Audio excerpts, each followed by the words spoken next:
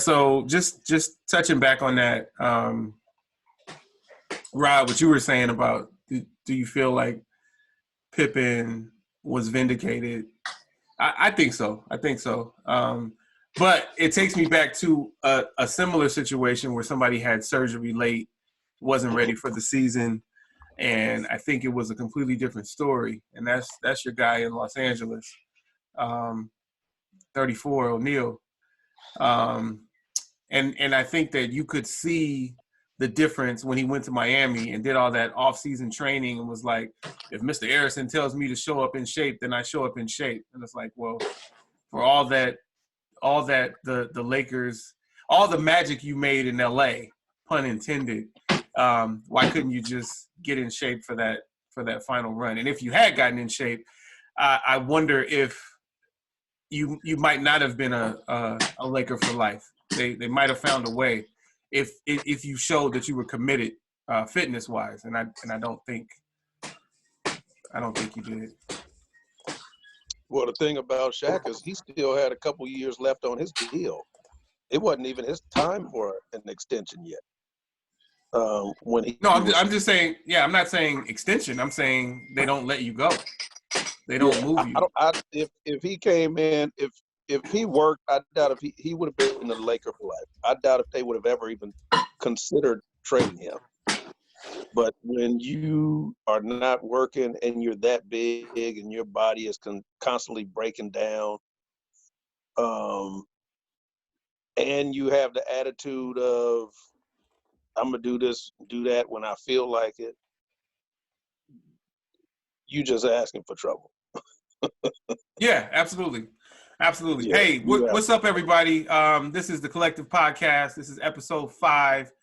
We're airing on April 21st, Tuesday, April 21st. Again, it's episode 5. Who knows what's to come? I have my people here, Trey, Mizzo, and Rod, as always. We also have a special guest coming to you during our next segment. We won't tell you what our next segment is until it's time, but we will tell you that our special guest is Simeon Henderson, otherwise known as Simbo, and he hails from Chicago, Illinois. So maybe if you do some deductive reasoning, you can figure out what the next segment is. But right now, Trey, say hello to our YouTube viewership, our Spotify, Anchor, and other DSP listenership, and then pass it on to Mike and Rod. What's up, guys? Trey Hop here. Thanks for tuning in. Hope everybody's being safe. Say while you're here, enjoy this time with your families, because we all know when we get a time like this to enjoy it with our families, and just know, everything is going to work itself out. Don't sit at home and stress, because there's nothing you can do about nothing that's going on right now. It's out of all of our control, and gives you guys more time to tune in to us and listen to what we got going on. What's up, everybody? Mizzo here. Kind of want to echo Trey's sentiments. Shout out to the essential workers. My sister's an essential worker. Shout out to my sister Gina. Shout out to other family members who are essential workers. We appreciate y'all. We love y'all. We appreciate your sacrifice and what you do to keep us all safe. Like Trey was saying, this is a time you really have no control over. We still don't know exactly what it is that we're going through. Everybody's kind of like stuck in a pause button. But, here we are, and we hope you appreciate what we try to give you from a sports angle. What's up, everybody? Rod here. Still hopelessly waiting for these sporting events to come back. The way they're looking in some parts of the country, opening up restaurants and stuff like that, sports may be back sooner than we think. And then everybody in the stadium goes down, and then it's only right one event. Yeah. In Florida, they said sports was essential. Right. So, I don't think it should come back that fast, even though I miss it, being selfish. But as far as the people who matter are concerned, I don't want to see it come back right away. Right. We need to live. Yeah. So I hope everyone enjoys the podcast and continue to be safe. Absolutely. Well, we appreciate the fact that you guys keep coming back to watch us and or listen to us. We probably started talking about this about a year ago and didn't put it into play until 4 weeks ago, because this is episode 5. So we're happy that it came together. We talked about having other people involved, but when it came down to it, these were the core 4: AC, Trey, Mizzo, and Rod. So we're excited to come to you on a weekly basis. We're going to keep this going. We're hoping that you guys feel that our content is engaging and important, and please just keep on coming. You can give us ideas on what you'd like for us to talk about. Leave comments on YouTube. Please subscribe on YouTube.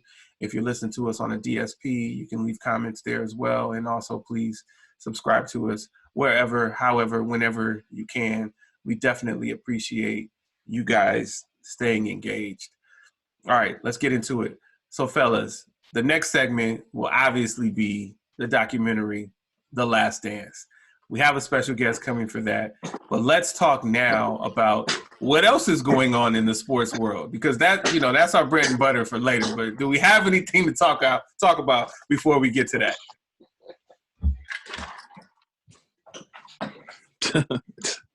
I didn't know sports was alive.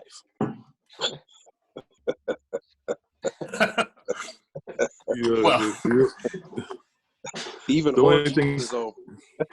Right. The only thing sports related now is debating Mike versus LeBron.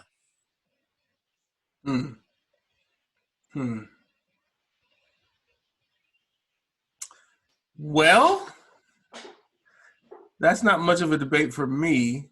And the funny thing is, that's not, to me, that's not even the debate. I know that I'm in the minority there, but that's not even the debate for me. I still have 32 as the greatest that ever did it, and I have 33 right there, and then we could start talking about adding in Kobe, and we could talk about LeBron. But I think that Irv was the greatest ever, and I think that Kareem was second. And see, I always and see, I'm right there with you. I've always thought Irv was number 1. Until I watched number 23 get down. Mike was a bad man, bro. Mike was something Absolutely. Like, he was something special. And then when I watch Magic, and then I go back and then I'll go and I watch Jordan. Then if I go back and watch Magic, it kind of still stay there with Jordan. You know what I mean? If you try watching Jordan highlights first, then watch Magic highlights afterwards, you probably stay with Jordan. Not me. Well, for me, and here, let me say, I misspoke. I'd say that the discussion can include everyone else after we talk about Magic and Kareem. I didn't want to imply that it's Kobe and LeBron over Jordan. So we could just lock Jordan in at 3. But for me, and then I'll let you go, Rodney. For me, Trey, it's not even just about the highlights. Because if we talk about highlights, then we got to talk about a lot of other – well, not a lot. We got to talk about Julius Erving, right? We got to talk about a number of other people that have great highlights. But when you talk about this ultimate team player who single-handedly saved the NBA. Now, I know Jordan helped take it to another level, but Magic Johnson came in. What about Doc? Okay, come on, so, yo. Okay, so hey, you know, Doc. Okay, that's right. They ain't gonna let you do that to Philly. All right. So we already had this conversation. So that's right. That in my you're right.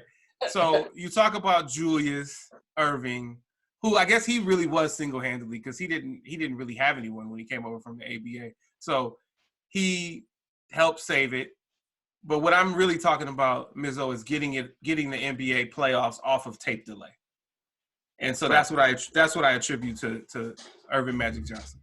That's what I mean by that. Getting it off of tape delay, like live playoffs, that whole thing. I'm thinking Julius Erving, absolutely amazing. Did absolutely amazing things and was absolutely essential to helping the NBA survive when he came in and changing the culture in Philadelphia and on the East Coast of the NBA.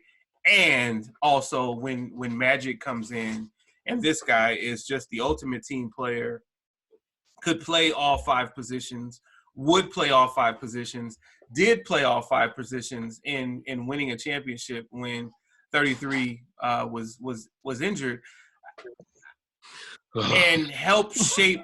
I'm sorry, Mizzo, it keeps coming to that. It keeps coming to 79-80. I'm sorry.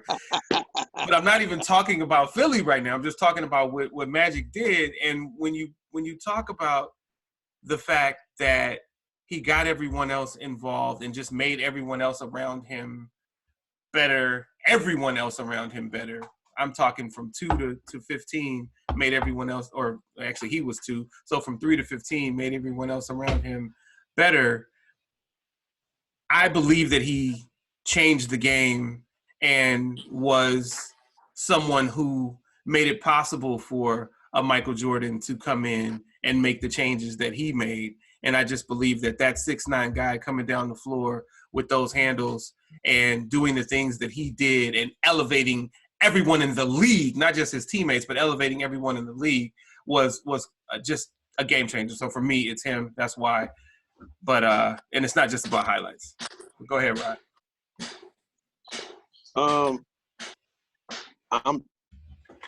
Magic is definitely my number one guy. Although I will say that my personal opinion is that Kareem is the best thing since the wheel, because he dominated both ends, and Magic was dominant on the offensive end and did what he needed to do on the defensive end. He didn't dominate the defensive end. True. But he was always one of the league leaders in steals because he knew how to play great team defense. But Kareem played team defense and individual defense. Yes. And he's got the most unstoppable shot in the history of the game. Yeah. And, they've changed the rules because of Kareem several times to try to slow this dude down on every level. And so when I hear people say Jordan is the best, or even in the debate of, well, who's the best out of LeBron and Jordan, I'm like, that's laughable. You can't breathe LeBron's name with Kareem. I mean, that's a joke to me. Well, question for you guys. But where I see Magic pushing the envelope as far as changing the game, as opposed to Doc, because Doc was held back coming from the ABA to the NBA. And really when Doc came, they weren't ready for him. So that was one advantage that Magic had, because the NBA was waiting for a savior when Magic came in. And then you add the fact that Doc played in a blue-collar town where it was hustle and bustle, hard work, and Magic came to LA where he was flashy and came to a flashy city and was able to, gain the spotlight in the perfect setting. I mean, like with some people, things really have to break your way at the perfect time. And like I said, with Jordan, just about everything broke his way at the perfect time. But Magic was also one of those guys where things broke his way at the perfect time. because he ended up in L.A. The Lakers, some kind of way, as they normally did back then, finagled the number 1 pick, and he landed in L.A. And with his personality and with his charm, and then you take into account that he was a freak. He was a 6'9" point guard, when other guards around the league were 6'1", 6'2", 6'3" back then. I mean, like, that was unheard of. And you're going to let this guy play point? You're not going to try to say, well, you know what, maybe we should put him on at the 3 spot, or on the, you know, they already had Jamal Wilts at the 3 spot, and they had, you know, a couple stiffs at the 4 spot. They didn't try to make him a power forward or anything like that. So when people look at Jordan's highlights or some other highlights, to me, I see it, and I say the same thing with Steph Curry when they talk about the best shooter. It's kind of like, because some of the other great shooters are out of sight, out of mind. Like, we've forgotten some of the things that these other guys have done. And Magic's highlights as a Laker with his passing ability was, to me, just as good as Jordan's highlights as a scorer. Magic made passes, and somebody will say, well, hey, you know, what about Pistol Pete or some of these other guys? They made flashy passes. Magic wasn't the first to make a flashy pass. That's a stretch. But Magic made incredible passes that no one saw coming but him. I mean, I've seen Magic throw like 75-foot bounce passes in between 3 or 4 people. Yeah. No one has done that. No one did it before him, and no one has done it since him. So I even think it's laughable when they say LeBron passes like Magic. He doesn't. No, not even. He knows where to go with the ball, which most great players know where to go with the ball. Right. Kobe wasn't known for passing, but he knew where to go with the ball. You didn't see him throwing the ball out of bounds, facing double and triple teams. He knew exactly where to go with the ball. Did it look as good when Kobe did it as Magic did it? No. Or when Kobe does it as opposed to LeBron? No. But I'm sorry. Uh-huh. Were you saying that someone said that LeBron passes like Magic? A lot of people say LeBron, the first thing you hear is LeBron is what you got if Magic and Jordan had a baby. You've heard that before? No. No, I never heard that. Say that. A lot of people say if Magic and Jordan had a child, it would be LeBron. LeBron passes by like Magic and scores like Jordan. And I completely disagree with that. LeBron has a very high IQ. He knows where to go with the ball. He's unselfish. But all great players have some selfishness to them. And you people would be crazy if they thought that LeBron was not going to make sure he got his at least 25 a night. I mean, he's not going to pass that much. He's going to make sure he gets his scoring in. But Magic's passing ability was on a level that we have yet to see. And Jason Kidd probably was as close as they came. Yeah. But, you know, he was up there, but he still wasn't Magic's level. Right. But Magic he's never mentioned as far as that greatest player. And Magic takes the humble road as well, you know, Jordan was the greatest, and you know, but we know Magic's. When you think a lot of people say Magic. I never hear Magic. I don't even hear that kind of talk in media at all. It's always LeBron. It's always Jordan. It's all It's to me, it's a slap in the face when they talk as if Kareem is not even breathing. I mean, that's a joke to me. And I don't think LeBron is in that conversation. I don't. Well, I don't either. But you know, people now don't see the game the same way. I mean, they get caught up in stats and the numbers, and numbers can always be deceiving. And I tell anybody that. If we just going by numbers, then John Stockton is the greatest point guard in the history of the game. Fellas, let me just say this. So, me being a Philly guy, obviously I'm gonna say Wilt, because his numbers are so sick. And like I said before we recording, no one believes them. There was also a defensive aspect to him that is underrated. And here's honestly why I don't put Magic in the conversation of a GOAT. He didn't play great defense. He didn't play great. Magic Johnson, when I first saw him in that tournament, my father would wake me up and he would say, Magic Pan is on TV. Magic Pan, and when I saw Magic, my eyes opened up to basketball. It truly did, because opposite him, you had Bird at Indiana State shooting all kinds of shots. And that team was just otherworldly because they were on a huge winning streak too. Then you had University of Pennsylvania in that tournament. So it was a huge tournament for basketball history for me. But Doc was that guy for me at that time, and I was a little bit upset because my father really educated me to Dr. J's story, and he told me that Doc, Milwaukee blew it. He would always say Milwaukee blew it. They drafted Doc, and basically just let him go. They just let him go. So he went back to the Squires and then became a Sixer later on after doing this thing with the Nets.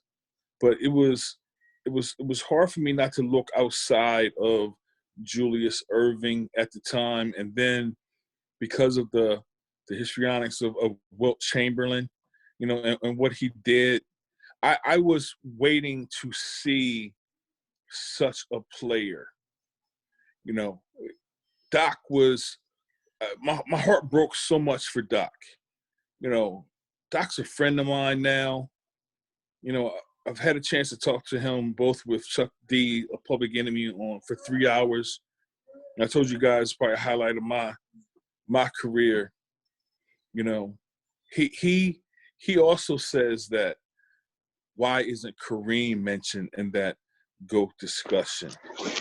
Which I totally agree. But for me, it's like this.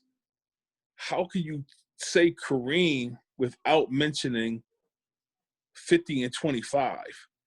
Playing Nate Thurman, Bill Russell, Walt Bellamy, later Bob Lanier, and then also Kareem as well. Kareem couldn't do nothing with Wilt early on. Nothing. He was blocking Kareem's the greatest shot of all time. We got that. We actually got footage of that on YouTube. The vertical, the bench press, the speed. It's ridiculous to even consider anybody else, in my opinion, to be the GOAT because of what Wilt did. I think it's embarrassing that writers and like Wilbon didn't do last night on the doc. He said Ali, Mike, and Babe Ruth. Like, how can you even mention Babe Ruth? No black players played with him. No Asians, no Latinos. But you're going to call this guy the GOAT? Yeah, that was tough. You're going to call this guy the GOAT, but you're not even going to mention Wilt Chamberlain, who played against everybody else and put up comparable numbers to Babe Ruth in a transcending sport. So it's I really think that if there were writers, like passionate writers like me back then you would have a different perception of Wilt Chamberlain. The quadruple doubles would have been mentioned. And I told you guys before, I didn't get a chance to talk to Harry Pollock. Before he died, I was going to interview him the day before he died, and he would have tied it all together for me. he was at Hershey at the scores table when Wilt scored 100 points. I wanted to get out of him the full depth of Wilt Chamberlain that writers, for some reason, are reluctant to speak of. Like they say it was Wilt versus Russell. When Pollock told me, no, it was Wilt versus the Celtics, because you also had Sam Jones putting up so many points with his 10 championships.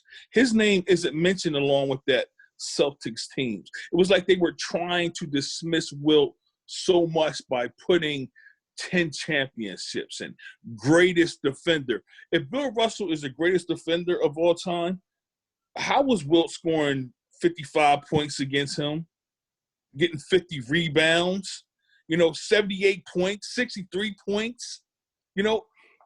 They try so much to diminish Wilt Chamberlain's skills as if it was a cartoon, so it's unbelievable.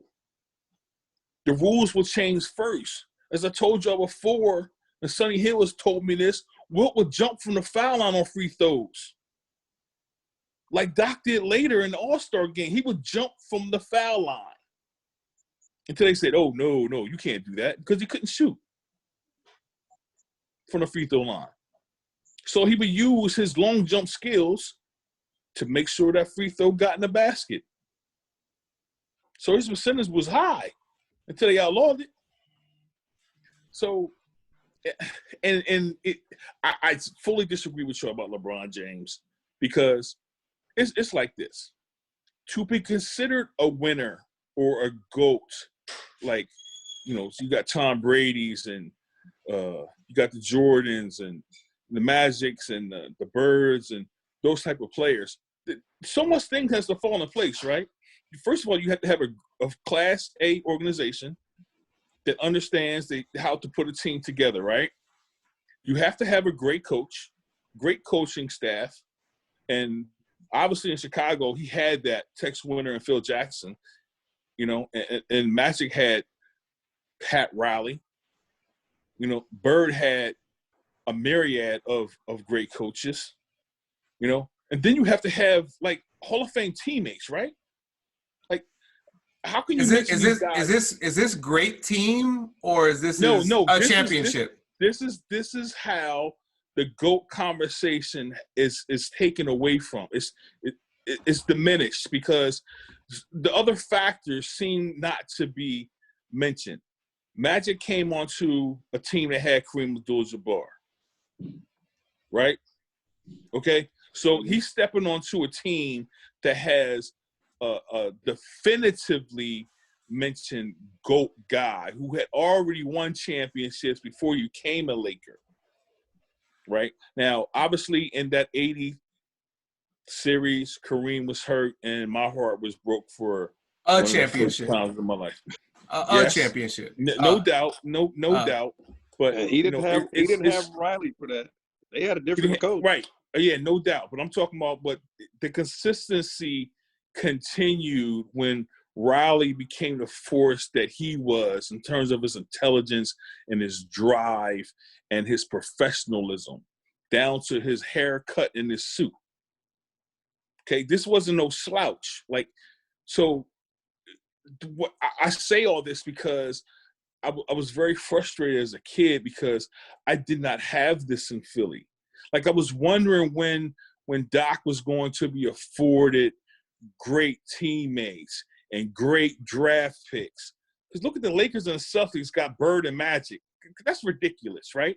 So Doc didn't get a chance to have that. And even when they got the top draft picks, the organization botched them. So that has to factor in. When we talk about LeBron James, we diminish because we're in this era of so, LeBron James, again, is going to be like that guy that people talk about being a singular figure for teams, devoid of a Hall of Fame coach, devoid of a Hall of Fame teammate. He had to go to another team to get a Hall of Fame teammate.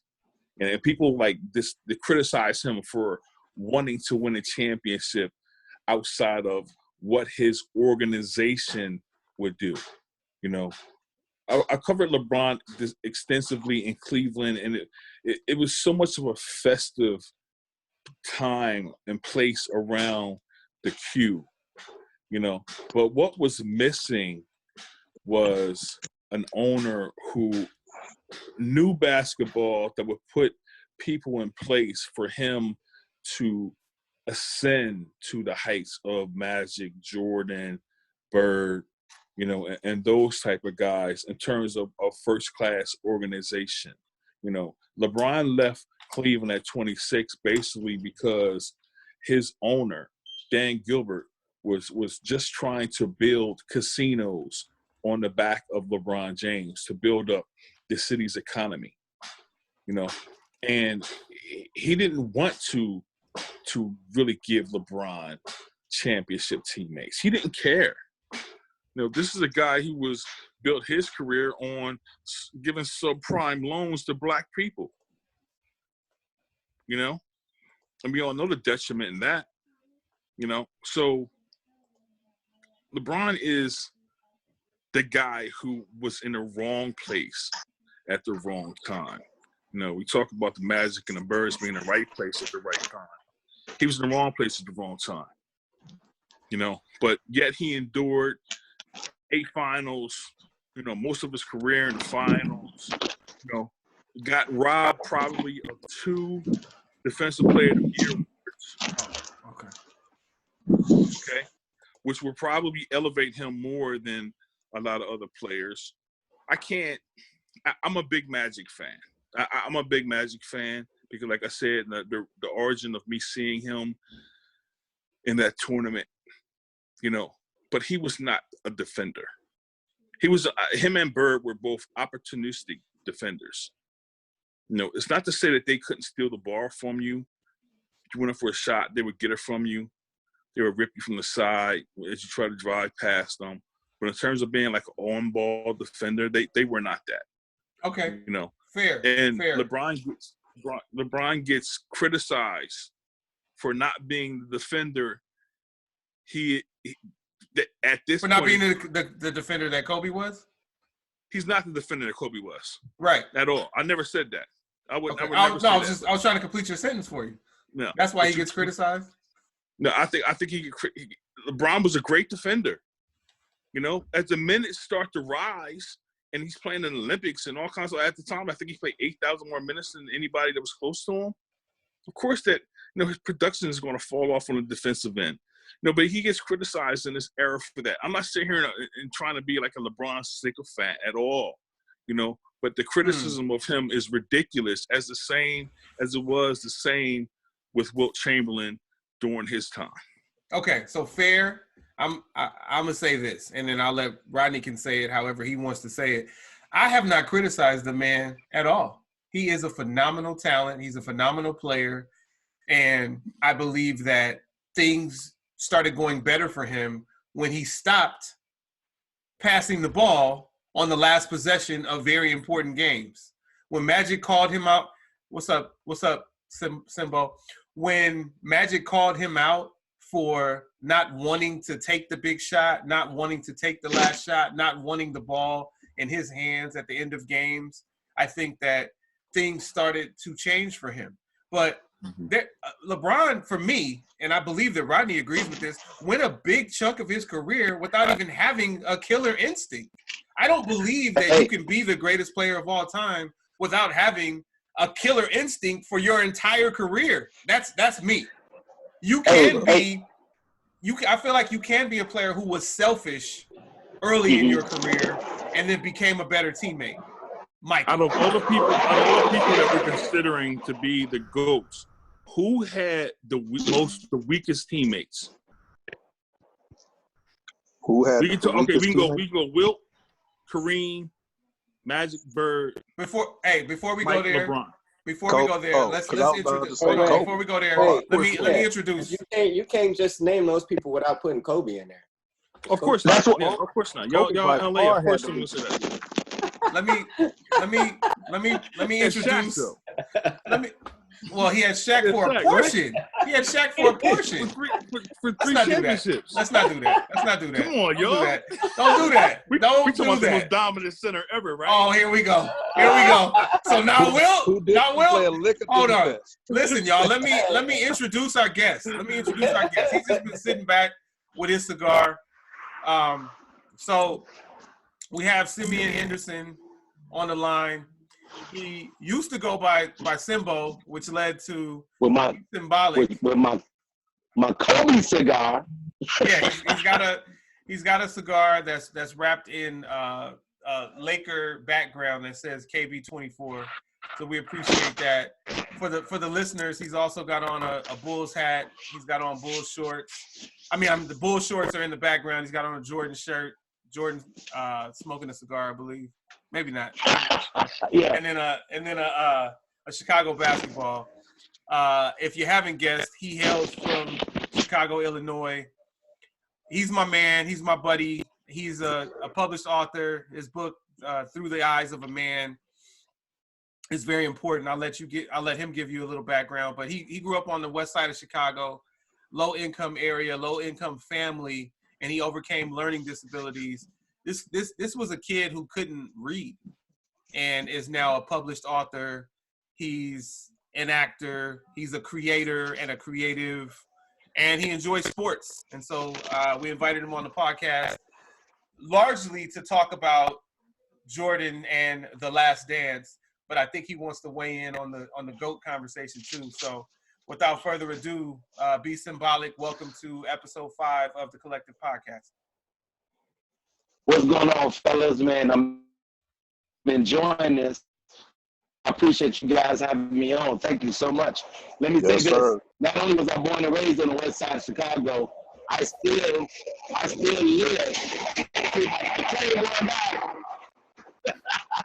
So the building that we own, I live literally a mile away from the United Center. So all my life I've lived by whether it was the United Center or the stadium, the Bulls Stadium. So I got to go to both of them. And I just want to say this really, really quick. When you talk about that killer instinct and being the GOAT, the thing that separates Michael Jordan and Kobe Bryant and players like that is that they came in as youngsters with that killer instinct and that killer mentality. But LeBron, I love LeBron. I can always shoot. I love LeBron. But LeBron had to graduate to that killer instinct and that killer mentality. He did. If he had any hiccup, it was the fact that at the beginning of his career, he wasn't ready mentally to be that killer that Michael Jordan and Kobe Bryant was when they first came into the league. He graduated to that. I'll give you one example. That All-Star game when it was Kobe, Dwayne Wade, I want to say, I don't know if it was Mike, but Dwayne Wade and Kobe Bryant, and LeBron had the last shot. And instead of LeBron shooting the ball, LeBron passed the ball. And Kobe and Dwayne Wade was like, nigga, what's wrong with you? Why didn't you take it? And he had the ability, but he just wasn't mentally ready to get it in yet. So when you talk about the GOAT, I think Michael Jordan is the GOAT. I think, but you can't take anything away from any player because you got to look at eras. Michael Jordan was the GOAT of his time. LeBron is the GOAT of this time. But still had other GOATs. You know what I'm saying? Wilt Chamberlain was a GOAT. I believe Kareem was a GOAT. I believe Magic and Bird. I believe Michael Jordan was head and shoulders above the rest. When it comes to doing certain things right now, LeBron is a monster because he can play 5 positions extremely well. So when you get into that about the GOAT, I just think that what we should do is give each player their just due and stop trying to diminish certain players. Facts.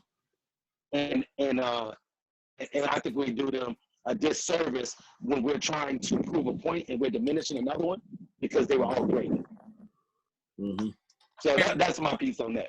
So I appreciate that. And that takes me back to when you first started talking, Mizzo. I hadn't said anything negative about LeBron. He just wasn't in that particular conversation for me. And when it comes to Wilt, I think Wilt is phenomenal. And I think that Wilt was a better player than some of the people that we've named. And yes, you make a great point about Magic and his defense. I think Rodney makes a great point that Magic did what he needed to do defensively and so was never a liability on defense. But I also believe that Magic showed, I'm sorry, it keeps coming here, in 79-80 when he played 5 positions, that if you needed him to defend in the post, That's true. he could defend it. Like, that's true. just not what we needed from Irv. But Well, it wasn't because he wasn't. It wasn't because I'm saying we didn't need him. I mean, he could have been in there banging with David Robinson. We didn't need him to do that. That's what I'm saying. Ultimately, we didn't need him to shine on defense. But even if you go with that, I just want to finish this. Even if you go with that, okay, fine. And I'm sure Magic would support me on this, since Magic thinks that everybody was better than him anyway.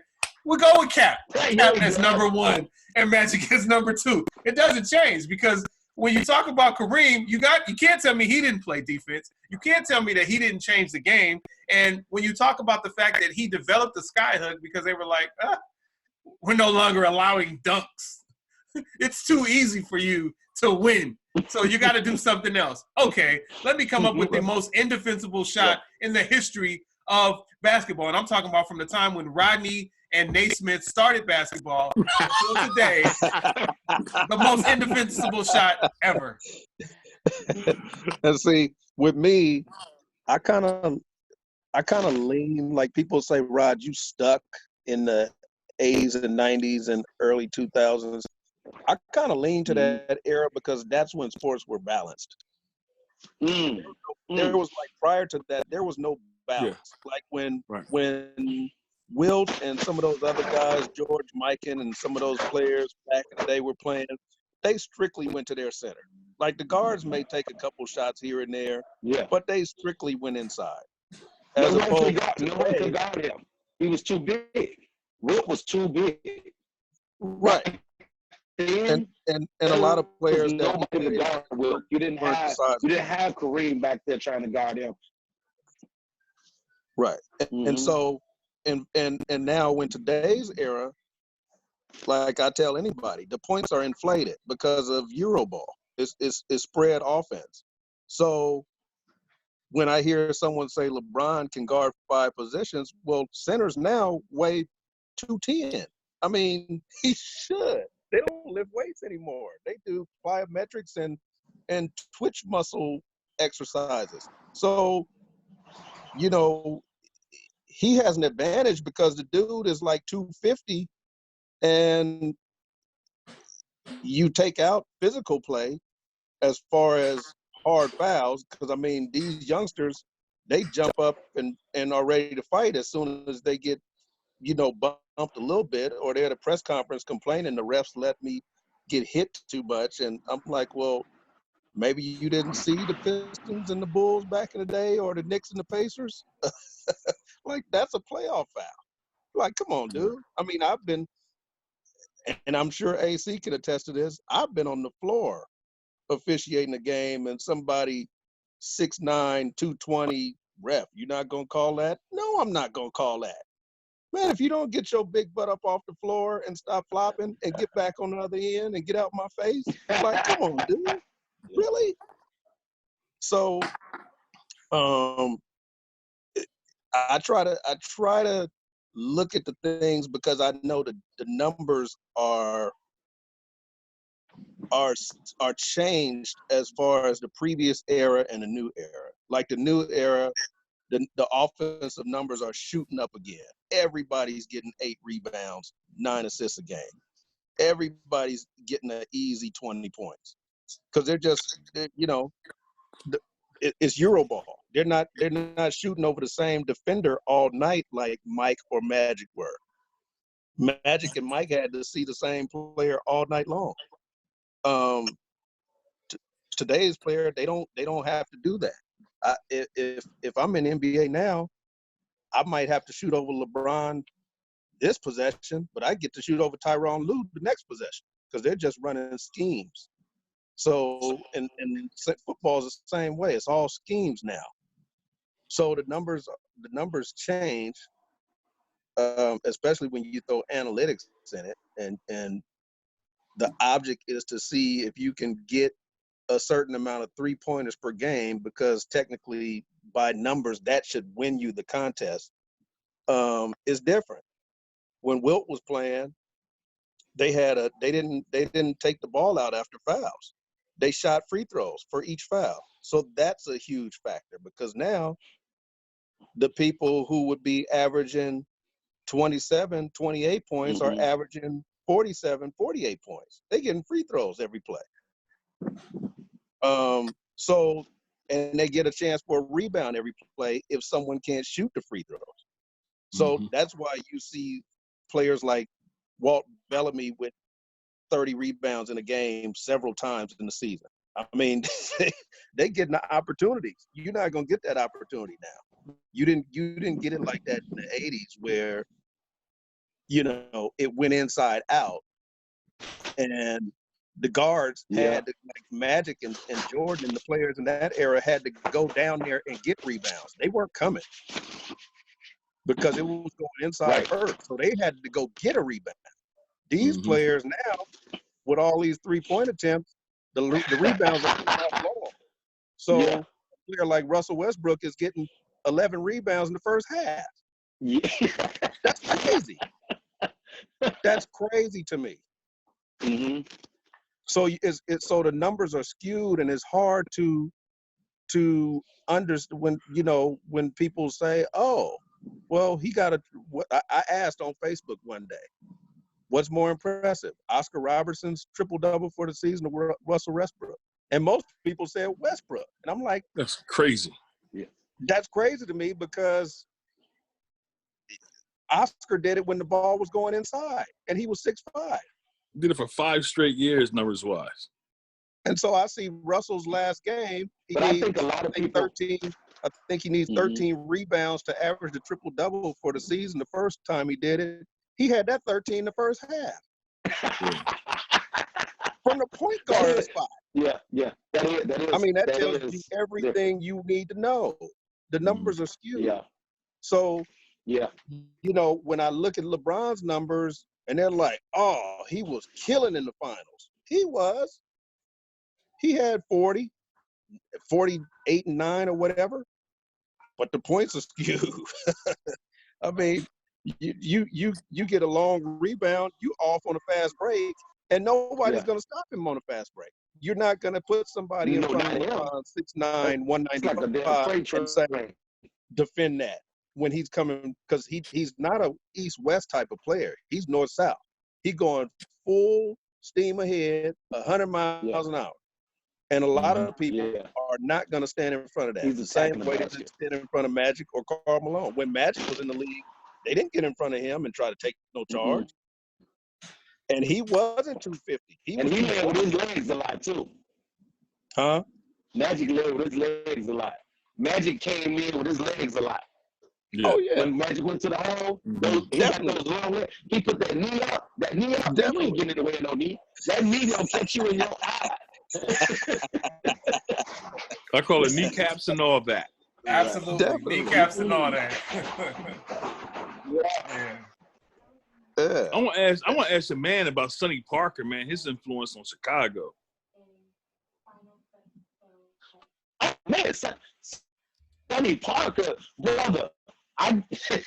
Sonny Parker coached me when I was a shorty. Sonny Parker. See that? I still got his number in my phone. Sonny Parker is a pillar. I'm talking about this man.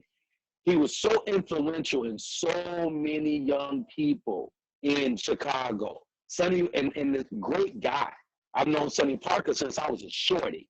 The last time I saw him was during the basketball season, because I coached, and this was my first year coaching girls varsity, and but I coach boys, and I still coach AAU.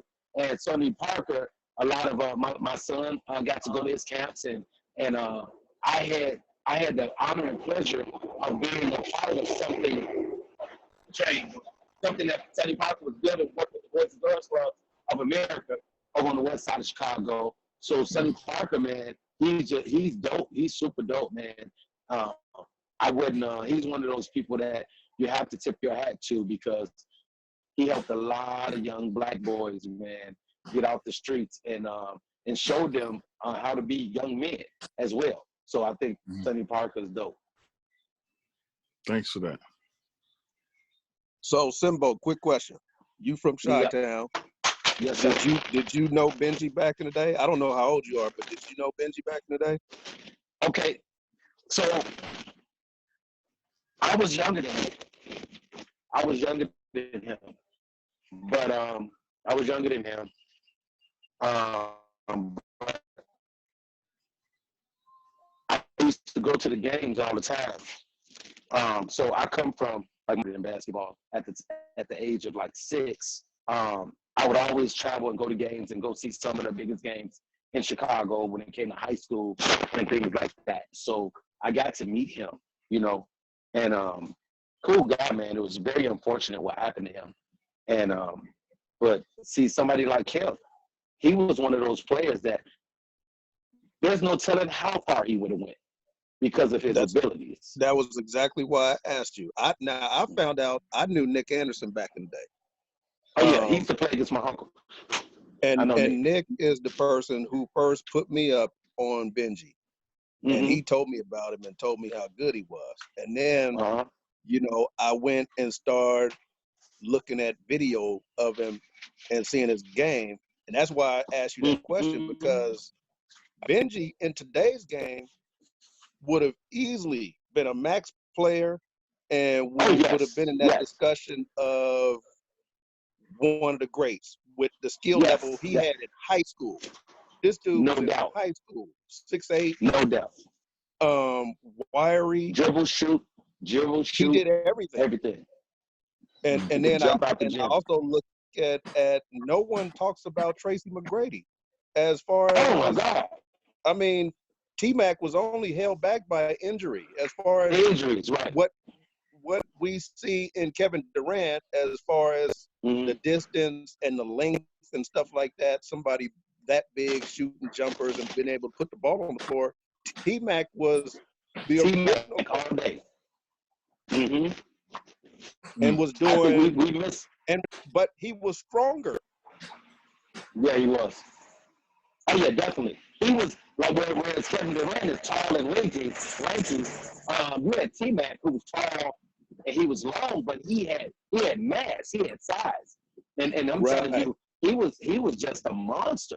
But once again, because of those injuries, he was plagued by injuries because so him and Vince Carter are cousins, right? Right. Bro, if Vince Carter wasn't dunking, you wasn't hearing nothing about Vince Carter. But you was always hearing about Tracy McGrady. Right. You know what I mean? Clearly the better of the two when they play together. By far. Yeah. Most definitely. It's so many different players. It's players I see, man. Like, let's take Michael Finley for example. Okay, Michael Finley, you know, he's from Chicago, from the West Side. Right. Then you have Antoine Walker. Antoine Walker was he could just shoot. I mean, just shoot your lights out. That's why he went to the league, because he could shoot he wasn't real fast and all that. But one thing about a lot of Chicago players, if they can't do nothing else, they can shoot that basketball. And that was something back then. You had the ones that could do it all, but then you had players like Antoine Walker who could shoot the hell out of the basketball. And then here comes KG that can do everything. Kevin Garnett, who can do everything under the sun, you know, and was fearless, you know. And then you got Quentin Richardson. Quentin Richardson was just super athletic. He was super athletic. He could hustle a lot, and he could jump out the gym. And at the time, at that time, he was going to go to the league. If he was coming out playing like he did then, now, would he go to the league? I'm not sure.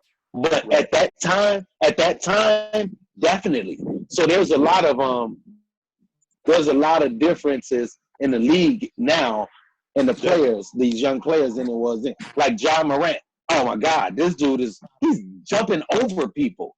Who does that? Yeah, he's at his sick. size.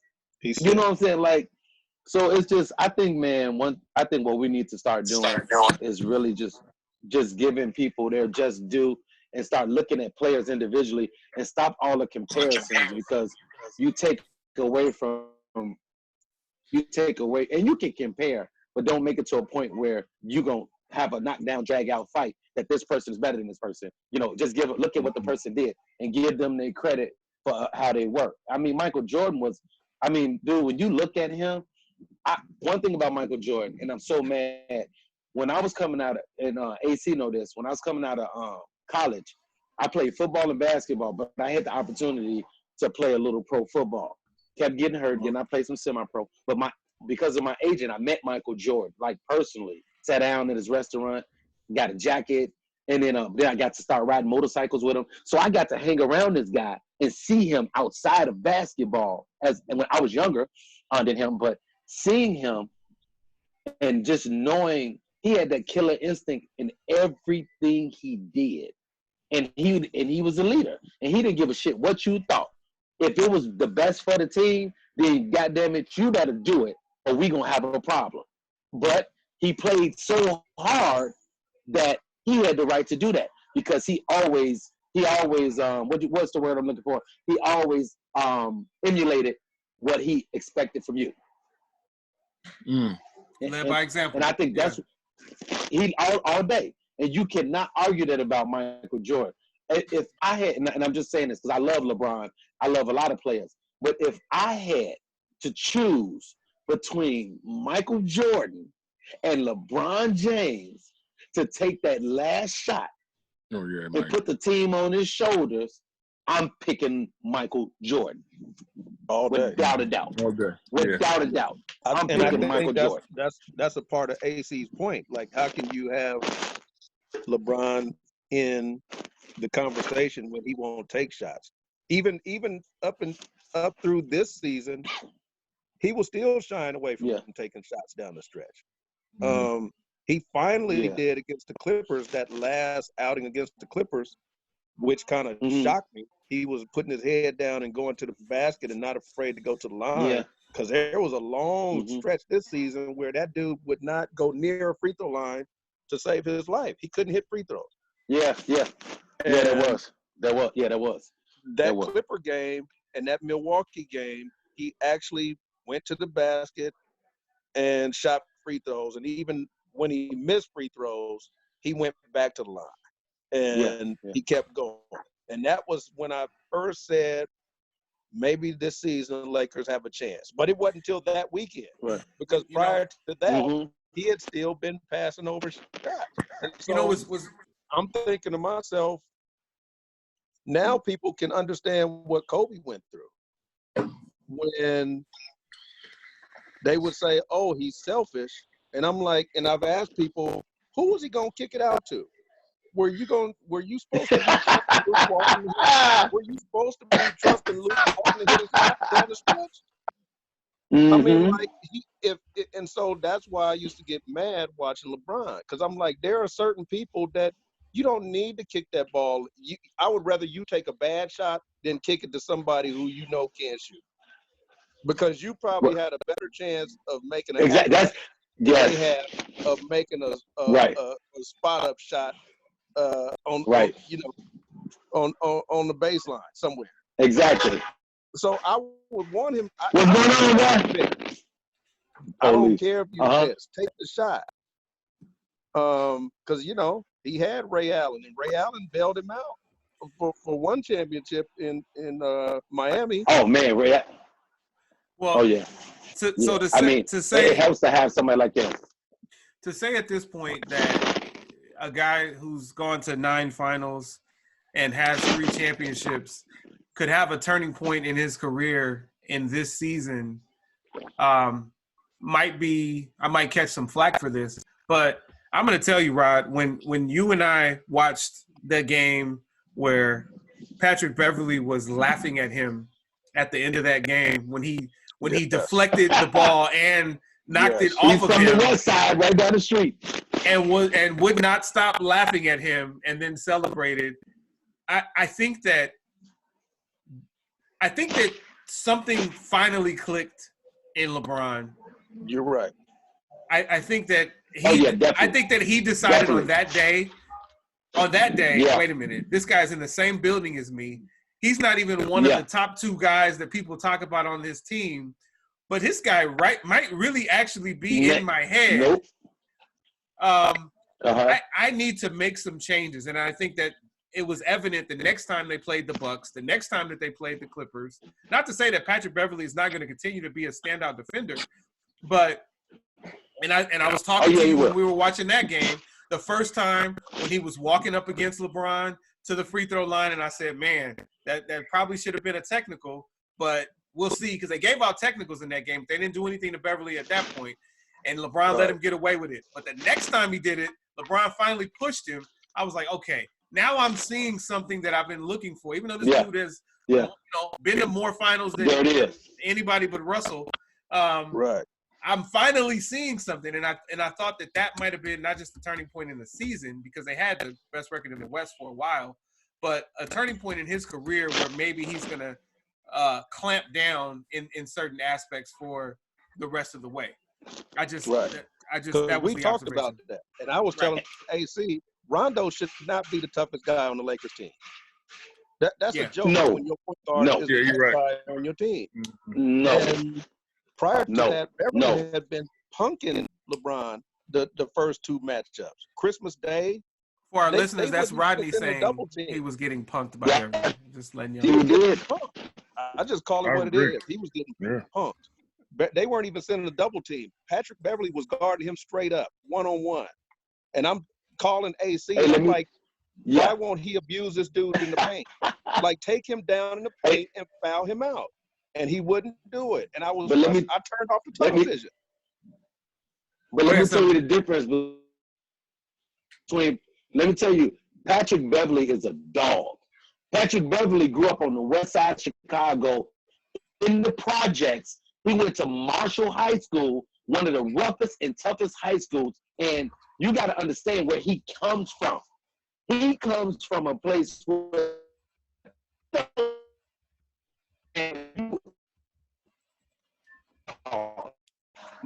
you come against me, you have a fight in people's heads, but he's not scared. He's one of those people you can knock his ass down 5 times, and what he gonna do? He gonna jump back up.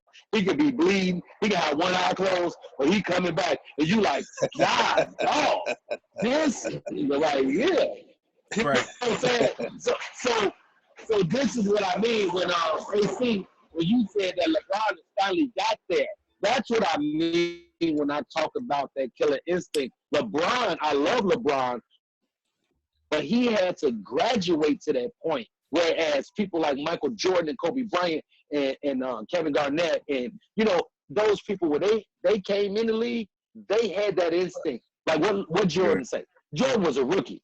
Jordan said, I had to find the leader of the team, or who was the toughest on the team, which was Big O at the time, Orlando Ward at that time. Yep. He said, I had to challenge him. And he said, not with my mouth. He said, I had to do it on the court. And he said, by week 2, everybody on the team knew that Michael Jordan was the best player. Week two. Everybody knew he was the best player. That's the man was. That's the blueprint. And I really, after watching that documentary, I really respected Mike for that, because I didn't know that was his blueprint. Because ironically, honestly, I told my son that when he tried out for a team, you got to find the best player or the coach's son and kill him. Yep. Put your friendship to the side. You guys can be friends later after school, but go to practice, go to the tryouts, find the best player or the coach's son who's going to get all the attention, and you got to just dog him all day and make him see. Yes. That's what I told him. Exactly.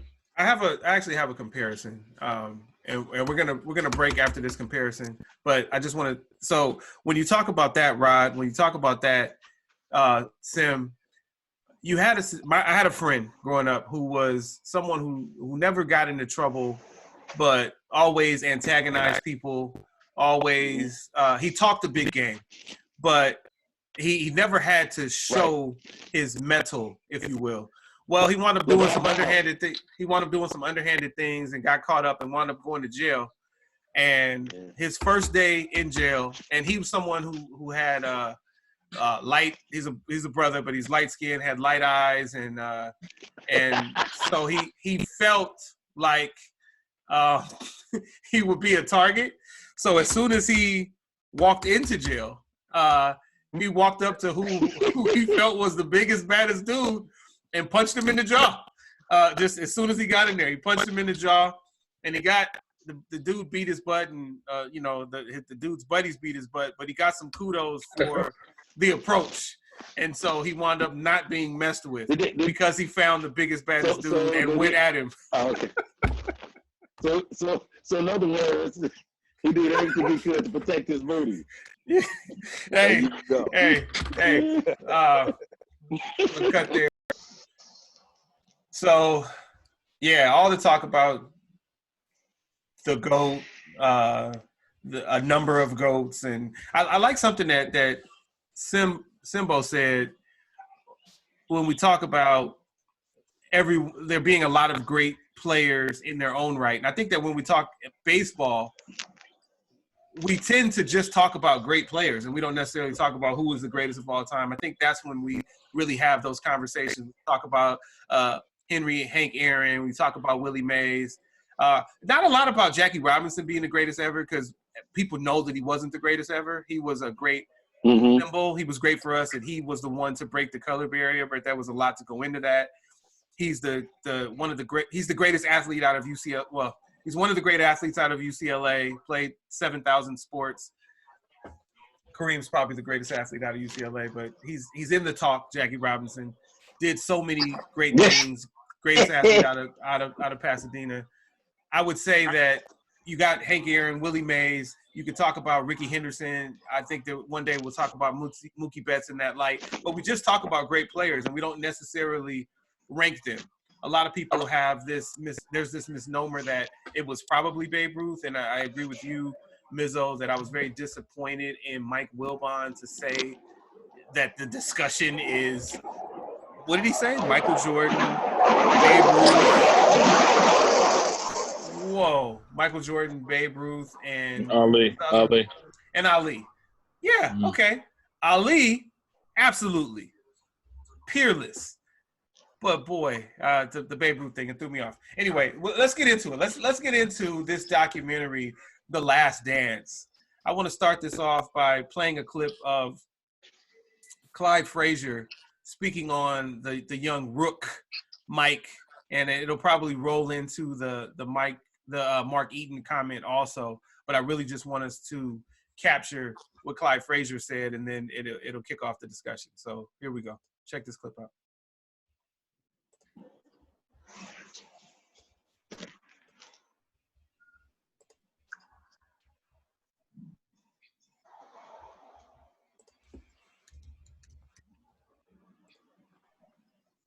Here it is.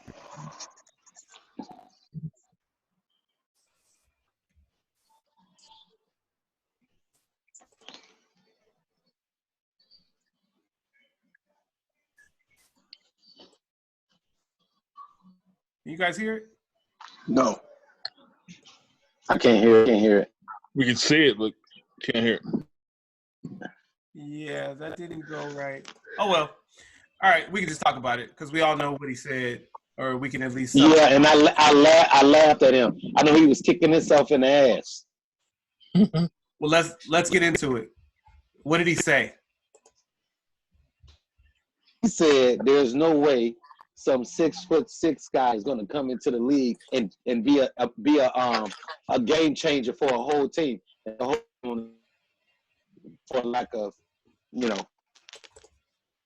word." He pretty much said Mike wasn't going to be able to do that. Yeah. Yeah, that's it. He's not 7 foot, so he's not going to be able to carry a team. Can you hear me? Yeah.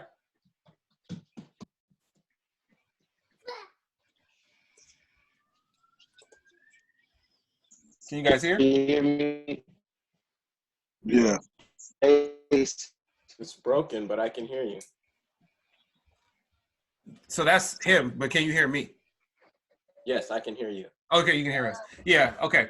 So, all right, let's get into it. Obviously, he was able to carry a team. Clyde Frazier has never been one to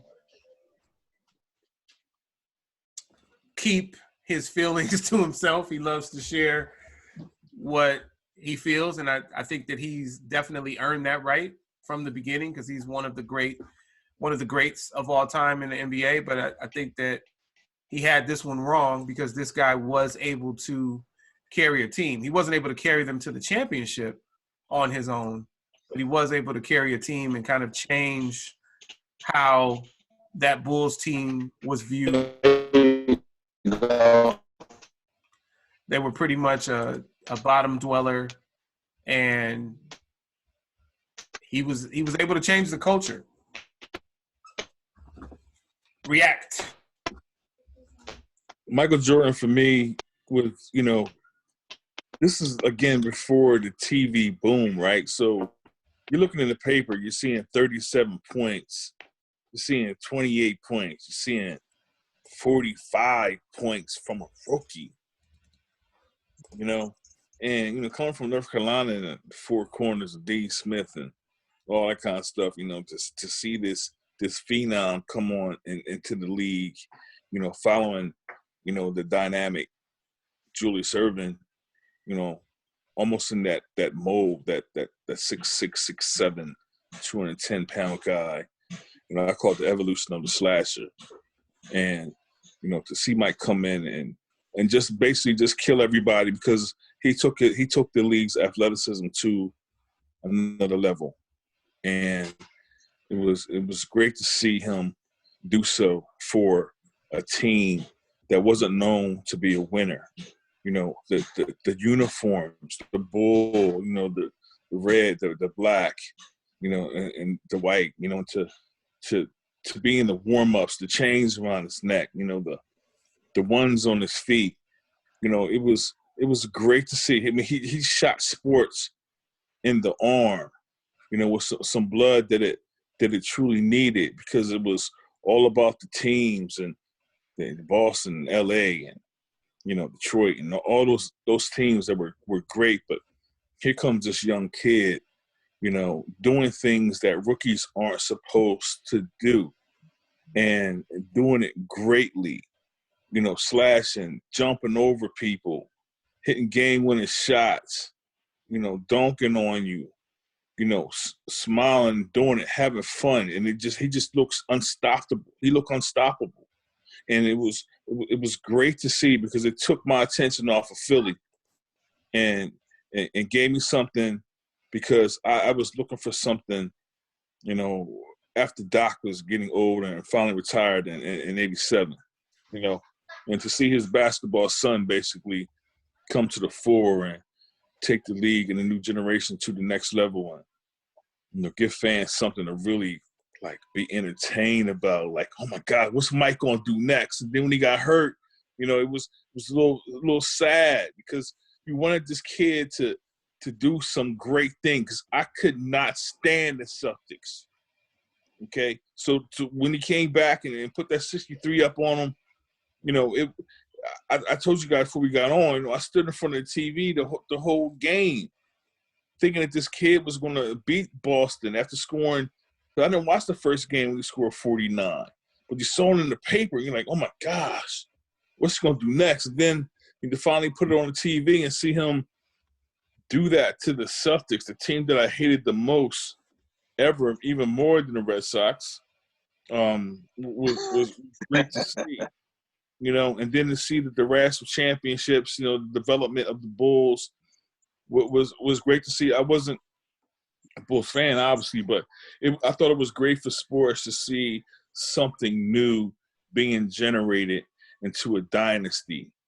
The exploits of Phil Jackson, the Zen nature of him that he gave, dynamic athleticism to bring it full circle, all encompassing to ultimately win championships, not just based on talent, but based on a combination of wills and desires.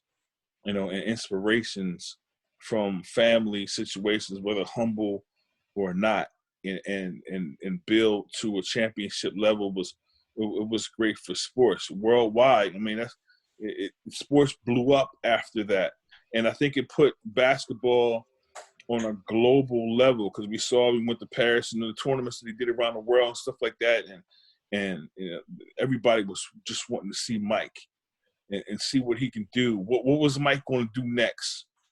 It was something, because again, me being a Julius Erving fan, it became Doc to the next level, and to see him do the things that he would do, even when he's spinning the ball off the glass, and it was just so was awesome, man. So I really enjoyed the documentary last night. It brought back some memories, gave me some chills, and gave me just a new appreciation for Michael Jordan. I do think that sports robbed him of his true value, and they did Scottie as well. And it's hard to look back on that generation and see what it took out of Michael Jordan. Obviously he had contracts that he signed, and sports robbed them those early stars of billions. And I don't think it's even talked about as much. Like, there was this patriarchal sense from sports, like you're here to play for the owners. There ain't no morality in sports. So to see how that narrative became something that we all grew up in, like, you got to play for the team. You was playing for money. These owners was playing for money. They was trying to make money, but it became poised and named as something of loyalty to a franchise. So to see these individual basketball players come up and kind of change that, I'm glad that Mike's owning a team. Now, I'm sad that he's like the only guy owning a team in sports, only black dude in sports owning a team, but at least somebody is. And every time we see Michael Jordan or he's mentioned, we get to look back on the memories of his early beginnings in the league and really understand his prominence and his place in sports, and how his greatness can be passed on to a new generation of kids because of this documentary. Wow. I love it. I love it. Oh, my bad. Go ahead, Simbo. I was going to say, I love what you just said. I think a lot of people like Jay-Z and Usher and Drake, those African-American brothers that took part ownership in a team, I think they did it because it looked cool to own a team or have ownership in a team. But people like Michael Jordan and Magic Johnson, or especially Michael Jordan, he was truly a player, and he truly thought that, like he said something that it really touched me. He said, you got these people up there who are going to tell them that they're going to disband this team or they're going to rebuild. And then he said, why don't you give the people that built the legacy some respect? Yes. And there was no way in the world, I hope you guys agree with me, but if you don't, it's my opinion. There's no way in the world, after they won that third championship the second time in a row, there's no way in the world that those same players should have been coming back the next year. No way. All of them should have been coming back. Because even if they didn't win it that next year, I guarantee you they were going to the finals. And that's what Jordan said. He said they earn a respect to come back until you beat them. Then you can think about breaking up the team. But if you don't beat them, you got to let them ride it out. Well, I don't want to be the voice of dissent here, but let me be clear, Mr. Henderson, as a fan of basketball, absolutely, you don't break up that team. As a Laker fan, y'all just in the way. Like, your run is over. Cool. Y'all done? I can accept that. Hey, I can accept that. Because I'll say this. It's because of you. Literally, 5 years later, I was not even 5 years, 4 years later, I was in California. And because of you, I got to go to a Lakers game and sit right behind Vanessa Bryant and talk to her. And I got to heckle Kobe Bryant and the whole Laker team while you announced. I heckled the whole Laker team. But I grew up, let me tell you one thing real quick. I grew up a Laker fan, man. And I mean, I'm talking about remember and Rodney, you guys remember this before AC would. Remember when they had the Laker jogging pants where it was purple on one side and gold on one side? Oh, wow. It had the word Lakers going down the sides. And the high school I got a scholarship to, our colors were purple and gold. So that was perfect for me. If you saw me without purple and gold on and without something that said Magic Johnson or the Lakers, it was a bad day. Wow. Because I believe that, look, Cooper, Rambis, Scott, Worthy, Kareem, Magic, Byron Scott. Man, let me tell you something. Them guys right there, I live to watch them play in the finals. Showtime. Wow. Showtime. Wow. I appreciate that. And for our listeners and viewers, it's funny that Simbo just got on the podcast as a guest, but he knows who to point out as the guy who's been on Earth the longest. that would be Big Rod, who, in case you guys didn't know, he helped Noah build the Ark way back in the day. So you guys say let that be light, he flipped the switch. Man, absolutely. Helped Naismith create the peach basket and all that. But yeah, definitely some great points there. One thing that I thought was telling and this is kind of rooted in what Mizzo said, and I wouldn't really call it an extension, but it's a catalyst for this thought. So when you look at Jerry Reinsdorf and he talks about the contract that Scottie Pippen signed, you talk about the fact that it was a 7-year contract, and he says that he advised Pippen not to sign the contract. Now, mind you, he's the owner of the team, but he's not the general manager. He's also not the agent. He says that he told Scottie, and Scottie confirmed this indirectly, he told Scottie not to sign that contract. He did, yeah. But Scottie said, you have to understand, Scottie had 12 mouths to feed.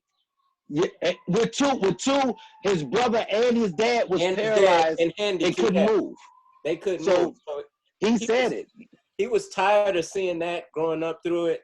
Oh, I feel like you got to say something else. Go ahead, AC. I feel like you have to finish. I know you guys are right. I just want to, and that's the thing. I want to know what you think about that, because what you're adding on is true. Like, that was the gamble. Right. I feel like for my longevity, I've got to sign the longest possible contract. So 7 years, $18 million. Go ahead. So the GM, I don't like him.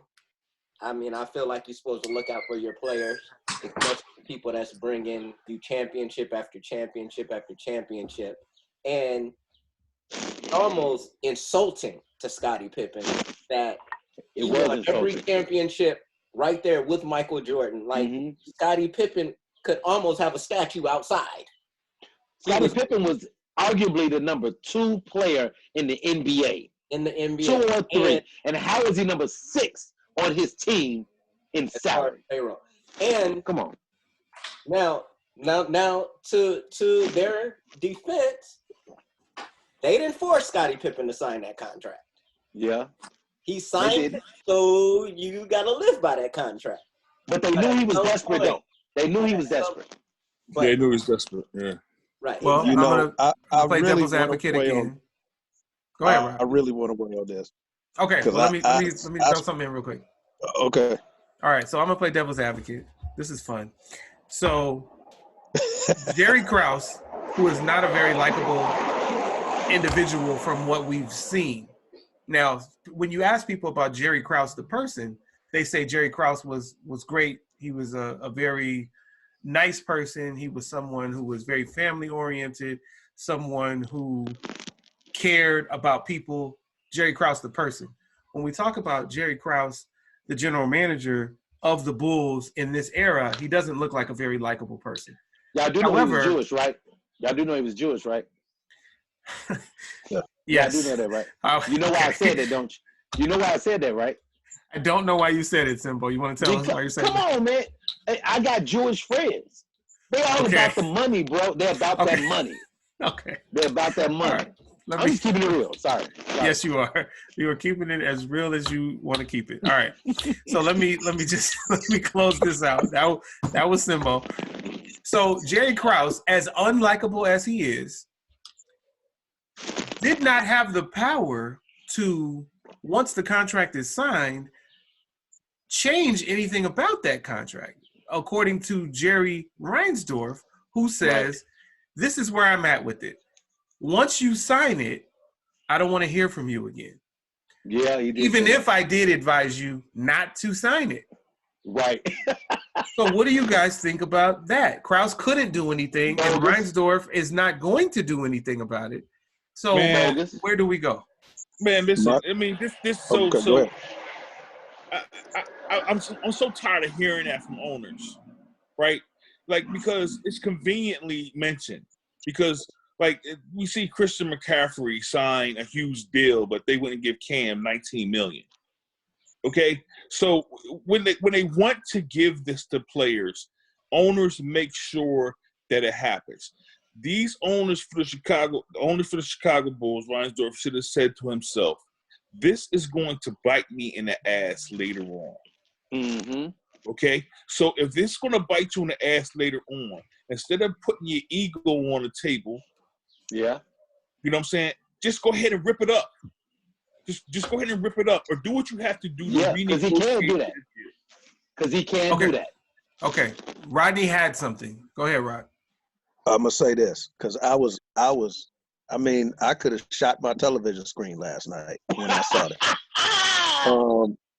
that. And some people commented on Facebook, and I thought it was crazy. And we don't promote violence, by the way, but go ahead, Rod. The first thing was Reinsdorf saying that he told Pippen not to sign that contract. Right. You're the owner, and you're telling your player not to sign that contract. Right. You have the power to tell your general manager, don't insult him like that. Thank you. So he wasn't doing Pippen any favors by saying don't sign that contract. What he could have done was told Krause, hey, add more money to what you're offering him. Thank you. Or change the terms of that deal. They got contracts that they can do several different contract. Ways. Well, how many years had they played already? No, that was his rookie contract. That was his rookie contract? Yeah, so hold on. So this is not, now I'm not playing devil's advocate. Now I'm just disagreeing with you. It's a 7-year contract. If the guy wants 7 years of security, I don't believe that you can go back and say, okay, let me be clear. Let me be clear about what I'm saying. No rookie does a 7-year contract for that low. For $18 million in that year? In that year, yeah, but not now. Well, yeah, of course. Well, okay. So to be clear, Magic Johnson signed a 30-year contract for $30 million. He was obviously able to renegotiate later because Jerry Buss is a different kind of owner, right? So the point is that Jerry for 25 years, 25 or 25, sorry. Yeah. For Jerry Reinsdorf wasn't the guy who was going to come back and renegotiate, and I don't agree with that. So I agree with you guys there. But I don't believe that you can tell this man, if he wants the 7 years of security, I don't believe that you can tell him, no, we're not going to give it to you. And I don't believe that. Right. And people weren't making more than that then. No. I agree with that. I agree with that, AC. But that's not what we're saying. I think that there should have been a clause in his contract, or there should have been some provisions that, there should have been incentives. Is that a better word? Right. If you do this, then we give you this. There should have been incentives. You taking this young man from Arkansas. You taking this young man from Arkansas who plays in the back in the dirt, who has 11 other siblings. One of them is paralyzed. His dad can't move. This man needs this bad. And so now he comes in and he's excited. $17 million, really, that's just say $2 million a year is a lot of money. Let's not get that wrong. That's a lot of money. $2 million is a lot of money, right? But he should have had some incentives in his contract, meaning that if I do this, if we go this far, or whatever have you, how I play, I can get some more money or some bonuses. That would have made it better. As did you guys see, he was first on everything on the team that Michael Jordan was second in. And he was second in everything that Michael Jordan was first. Everything was first in, right. Yeah. Pippen was only second in points and minutes. Year did Scottie Pippen come into Everything else, he was number one. He was number one. Right. What they failed to mention, rebounds also, Rodney. When Pippen delayed his surgery and they were losing the games, they also didn't show Jordan's numbers while Pippen was out. Right. Shooting percentage. Jordan's scoring stayed high, but Jordan's field goal percentage was like at 29-30%. Yeah. They showed him. You're gunning. They showed him missing shots, right? So I think that gave us that point. If any of us were looking into how they edited it, they showed him missing jumpers. And it showed, and you never see low lights of Jordan's jumpers. So that told us that he had a low percentage during that time. Or at least they did that for a point. I think that showed, but they were talking about the losing aspect. While that's what I was about to say. So I they did that. They did that. Caught up in the losing. Thank you. Specifically, how it affected Jordan, specifically with not only that he was trying to. Yeah. And I thought it was interesting that Jordan came out and said, "Well, Pip's being selfish." Yeah. And I'm like, why? You know this dude, and you know what's going on. You can't think he's being selfish because he's not helping you achieve what you want to achieve when you're making 33. Exactly. You took what I was going to say. Well, Michael Jordan said. Well, the only reason Michael Jordan said Pippen was being selfish is that was the winner in him, because he knew he needed. He knew he needed Pippen. I think he totally agreed that Pippen should have got more money. I totally think that. Oh, no doubt. And he came out and said that. Yeah, but the winner in him knew that he needed Scottie Pippen in order to win. He knew he needed him. He said he said you cannot.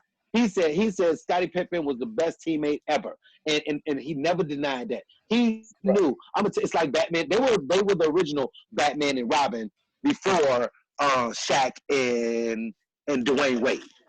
They were the original Batman and Robin. Oh, because without Pippen, but that's what I was going to add to it. Jordan. There might be Batman and Batman. Or as big as Jordan was. Yeah. Because what also gets lost in this is that this wasn't the first year that Jerry Krause had came out saying he was going to bust up the team or trade people. Yeah. He had been doing this for 2 or 3 years in a row. Yeah. Yes. Yeah.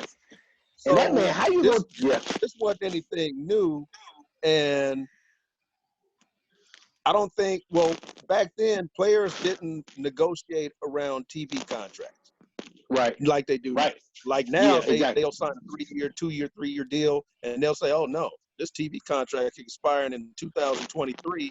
We're gonna redo my contract again when I can get more money because the cap is gonna go up." They didn't really like that. Yeah. Is Jordan a billionaire now? He got. I think he 1.1. I think it's like 1.1, 1.2. Jordan is a billionaire. Yes. He has to be. There's no way how he's not, because the way that his gym shoes sell alone is ridiculous. But here's another point. Real quick. Okay, go ahead. Real quick. I'll say this. Jordan, and this is why I've always kind of looked at him with a side eye. Jordan is the only player, to me, in my opinion, that was bigger than the NBA. Oh, yes, he was. He was. He was bigger than the NBA. He was. David Stern did an excellent job in marketing Jordan. His game had everything he did had style to it, so he was easy to market. He didn't just dunk it. He had to dunk it with his tongue out and with his legs kind of kicking in a certain style. And it was – and seriously. And you market that, and it was appealing.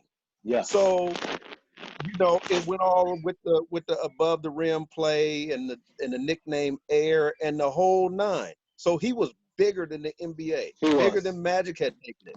He was. At the time of his height. And if he really pushed and said, you know what, if you guys don't take care of Pippen, you know, I'm going to do this, this, or that. He could have done People that. were scared of him. Yeah, they I were. think They were said, terrified. "You guys don't take care of Pippen." I'm But gonna just slide but in. from what I remember, and I still got videos of the Bulls championship years, so I still hear the commentary in those games. And I mean, Jordan did publicly come out and say, well, yeah, it's a shame that Pippen is underpaid and they should give him more money. That's cool that you make that statement, but that's not Yeah, going make to put that any pressure demand. on anybody. So you didn't do any favors for Pippen by just coming out and saying, yeah, they should pay him more. Like, go in the management office, and that's why I don't respect Reinsdorf by saying, oh, well, I told him not to sign. You're the owner. If you know that your player is about to get screwed, you could have said, hey, yeah, we're going to still give him 7 years, but instead of 18 million, up it to 21, up it to 24. Give him some more money. Okay, hold on. So you had me, Rod, but now, okay, so and what is that doesn't change the terms, that changes the money. So when Magic signed the 25 for 25, they wanted to make sure Magic was going to be a Laker for life. Right. And after a few years, they switched Magic's contract to 10 years, 25. So he was getting more money per year. Didn't care about nobody being a lifer on that team. But you're talking now. We're talking about apples and watermelons. We're talking about the greatest player of all time versus Scottie Pippen. So let's not compare Scottie Pippen to Magic Johnson. Hold on. Right, but we're also talking about the second best player in the NBA at the time. Right, but he wasn't when he signed his contract, right? So when you're talking about hold on. But you said no, but hold on, right? You said as the owner by 97, he was not a rookie anymore. I'm with you there. But you're talking about but we're talking about when he signed the contract, right? You're saying he's the second best player in the NBA when it's coming to fruition, like when the contract is almost up at the end of the run. That's not the same as when he signed the contract. When he signed the contract, he's a guy out of Central Arkansas who was the 5th pick in the NBA draft. And the money wasn't even the money then. Like at that point, we don't know that the NBA is going to continue to elevate and ultimately explode. So I understand what Trey said, where you can have a bonus laden or incentive laden contract. That's one thing, but you're talking about taking from 18 to 21 to 24. That kind of money wasn't on the table for rookies at that point, and the NBA wasn't paying that kind of money at that point. That's what I'm saying. Y'all missing something. Considering that was a 7-year deal, that couldn't have been his rookie deal. That had to be his second. Okay, so his second deal then. He still wasn't the second best player in the NBA. After I gotta say this. 3 rings, that's when they should have went in and did the contract. And then another slap in the face is that you bring in Tony Kukoc in 93 and sign him for double or triple the amount you're paying Pippen. All right. So to Rod's point is this: Tony Kukoc came from overseas, right?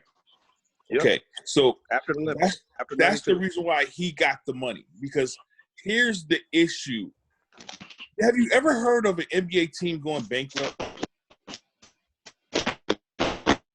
NBA, no. Okay. There's a reason why. There's a reason why. So at the last lockout, a lot of players were calling me and asking what they were negotiating. So I wrote this piece called LeBron James, Kobe Bryant, Create the MPA, which was basically taking a group of stars and forming a new league.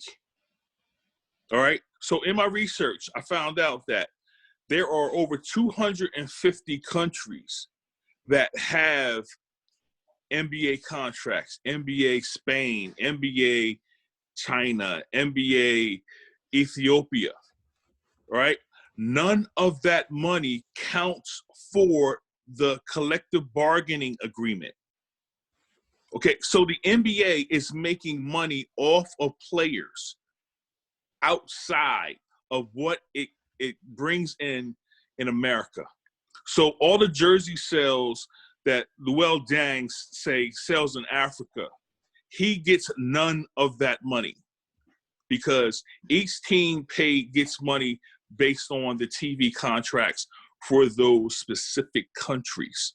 Okay, so for the NBA or any owner to say that the money did not exist is a lie. Right.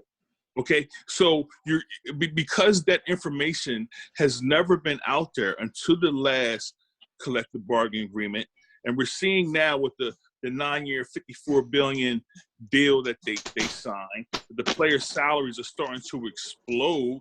You know, that TV money was always it was always there. It was always there. So to insult, they knew in '95. Yes. So to insult Scottie Pippen or any of these players by holding him to a 7-year, $18 million deal is just ridiculous. But because writers will not write about the absence of that basketball-related income, which is outside of the country, you're not going to hear that information. So a lot of people are saying Scottie was dumb and Mike was being selfish and this and that, but they were arguing basically over pennies. They were arguing over pennies, you know, because these owners are sitting back and saying, we're going to let them sit there and argue over pennies while we take in all of this money based on their talent and the championships that they give us. We got to start educating the kids about what is real about sports finances and what is fake. And I'm hopeful that because of last night and that contract squabble that they mentioned, that kids will start to understand their value so they won't sign a 7-year, $18 million deal. They'll go to their agents and say, you got to get me the max, whatever I can get. Mm-hmm. And I don't care about the team because they have the money to pay. And this is not a luxury tax. Right. Please, y'all. All you got to do is pick up the collective bargaining agreement and read those 500 pages, and your eyes will be open to a lot of things that you didn't realize what was happening with sports finance. Right. Hey, and Mike hold on, Rod. Mike knew this in '95 because he was the president of the Players Association. 1 second, Rod. Hey, so listen. Out the first time. Definitely want to thank Simbo for being on. Everybody remember, be symbolic. Simbo, you want to say a few words before you go? Hey, yeah, man. I want to say, so the book is called Through the Eyes of a Man. It's on Amazon under my name, Simeon Henderson. And I just finished my my audio, my motivational album. I'm gonna send Ace one of the tracks so you guys can hear what it's about. But when you guys get a chance, you know, you can check out some of my work on Netflix and Amazon Prime, Black and Privilege, and then on Amazon Prime, you just type my name in, and I think I got like 7 movies on there. But I got an Ace Hardware commercial running right now. So, you know, man, just support, man, and I do my thing. Be symbolic, and the reason I feel symbolic with an I is because of Simeon, the symbolism behind it. But I mean, simply your best, and being deeply rooted stimulates growth. I just believe that, like what we're doing now is so important. We're having real discussions about things that are going to go down in our history, and not only that, but we're supporting each other as brothers. And when we do that, I think that's gonna change the narrative. And I think we got to keep having these conversations. But the cool thing about it is when you get brothers that come together, that we can agree to disagree, and even when we have differences of opinion, we can voice that. But we still brothers at the end of the day. And I think one thing that we're missing, especially right now, with everything we're going through, is the fact that we have to understand that we have to do a lot of things together and just uplift each other. And what you guys are doing with this podcast, I really appreciate it. And I'm looking forward to coming on again, but not only coming on, but, you know, watching you guys. So keep doing what you're doing, and keep me in mind, man. I'm here. Yeah.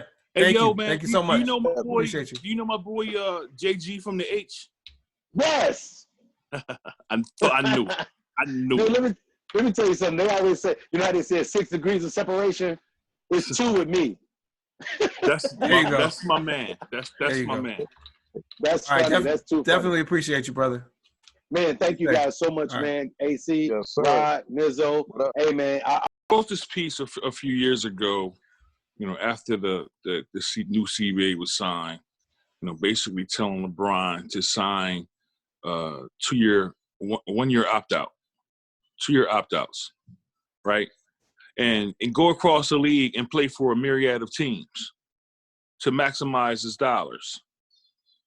Okay, what I was trying to do essentially in telling LeBron to do that, which he actually did, was to get the players to understand their value more, and instead of sitting back and being subservient and trying to be like this loyal little church mouse for teams where there is truly any loyalty. They can cut you at any time.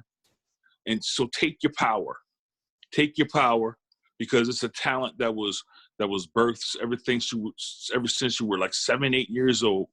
None of these owners were there when your talent was being developed, because they have the money, and make the decisions for the team is a combination of success. They need the labor. The labor is the commodity. And like the fans, oh my God, this guy is selfish. This guy is they say that the owners are selfish, but there isn't like any oomph behind it. It's directed more towards the players. And people can make an excuse and saying, well, the players are who we see and the players are who we follow and stuff like that. That's BS. All right. And I'm glad Simba said change the narrative. That's what one of the phrases that I coined, But we got to kind of change the narrative of how we, as fans, and us, we're a little bit more informed than the casual fan.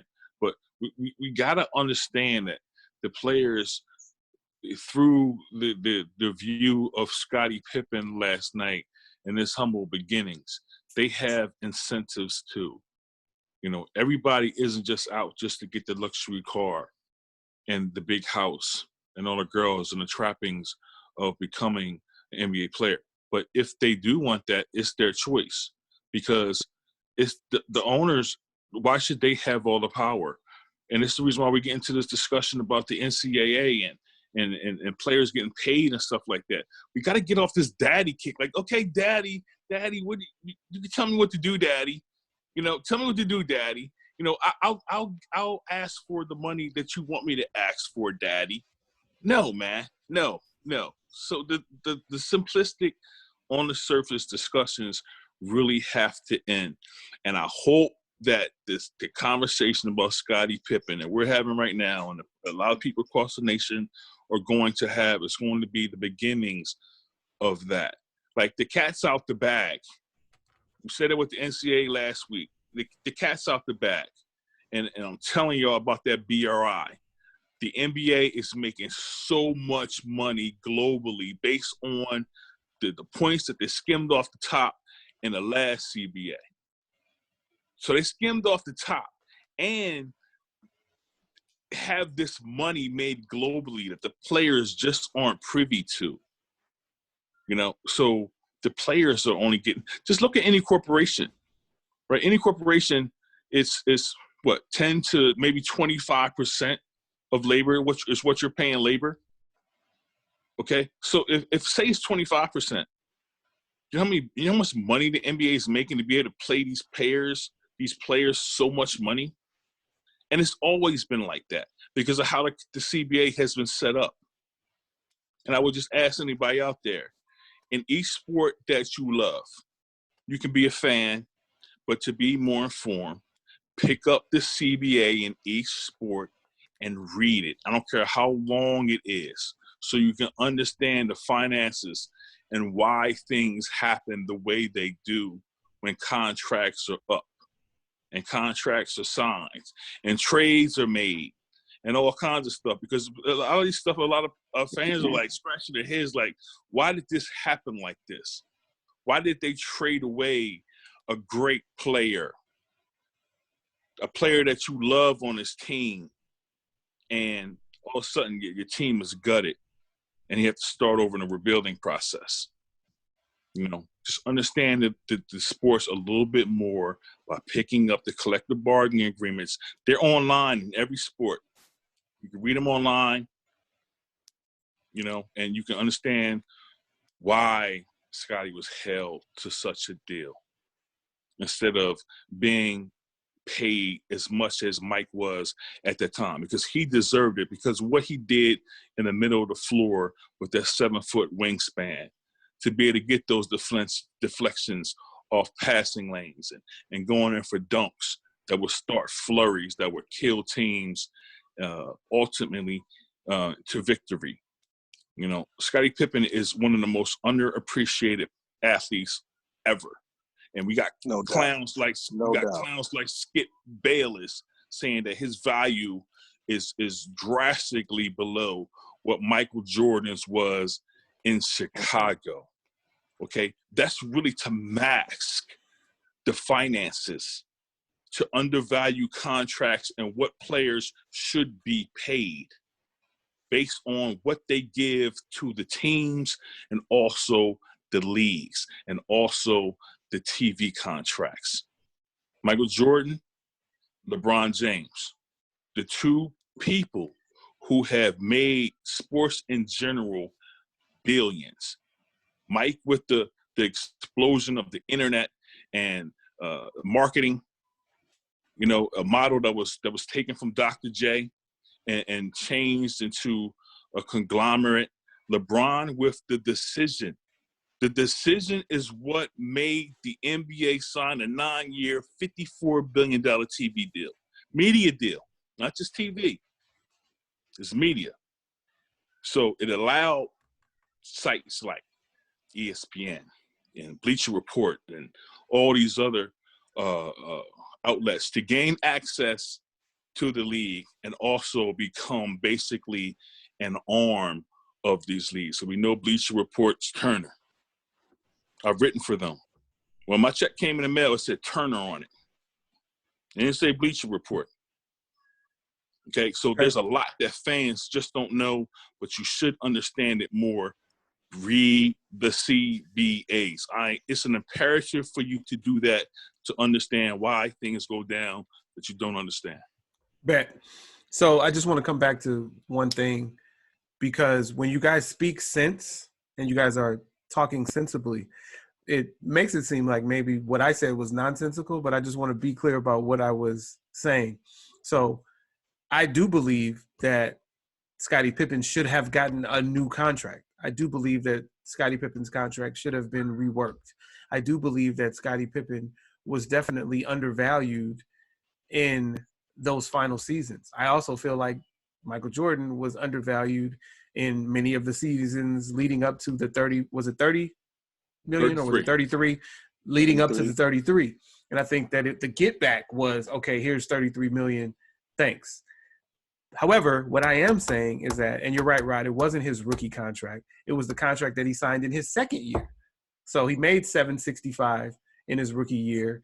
He re-signed after his first year, a 7-year contract, a 5-year contract, but he still had to play out the first 2 years. The final 2 years of his rookie contract, which was 3 years. So This was still, he was a rookie when he signed it, but he was done with his rookie season. What I'm saying was, it was so early in his career when he signed it that you don't know what's going to happen at that point. Yes, he was good.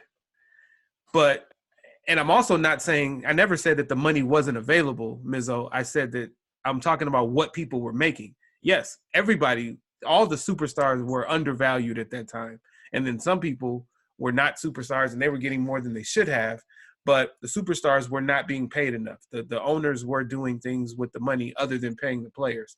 But what I'm saying is, when you look at what he was being paid per annum compared to other people of his apparent talent level after his rookie season, that's what I'm saying. Like that, okay, he signed the deal.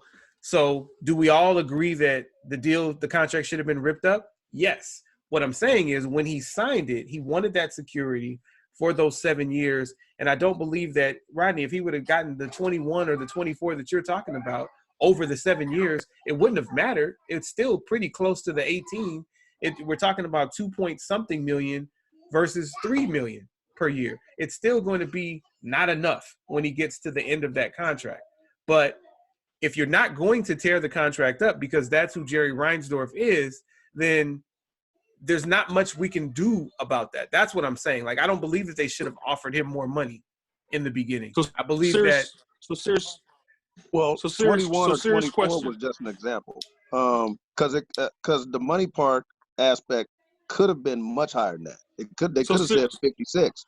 But my point is, if the owner knows that this guy is not getting enough money before Pippen signs the contract, because He didn't know that.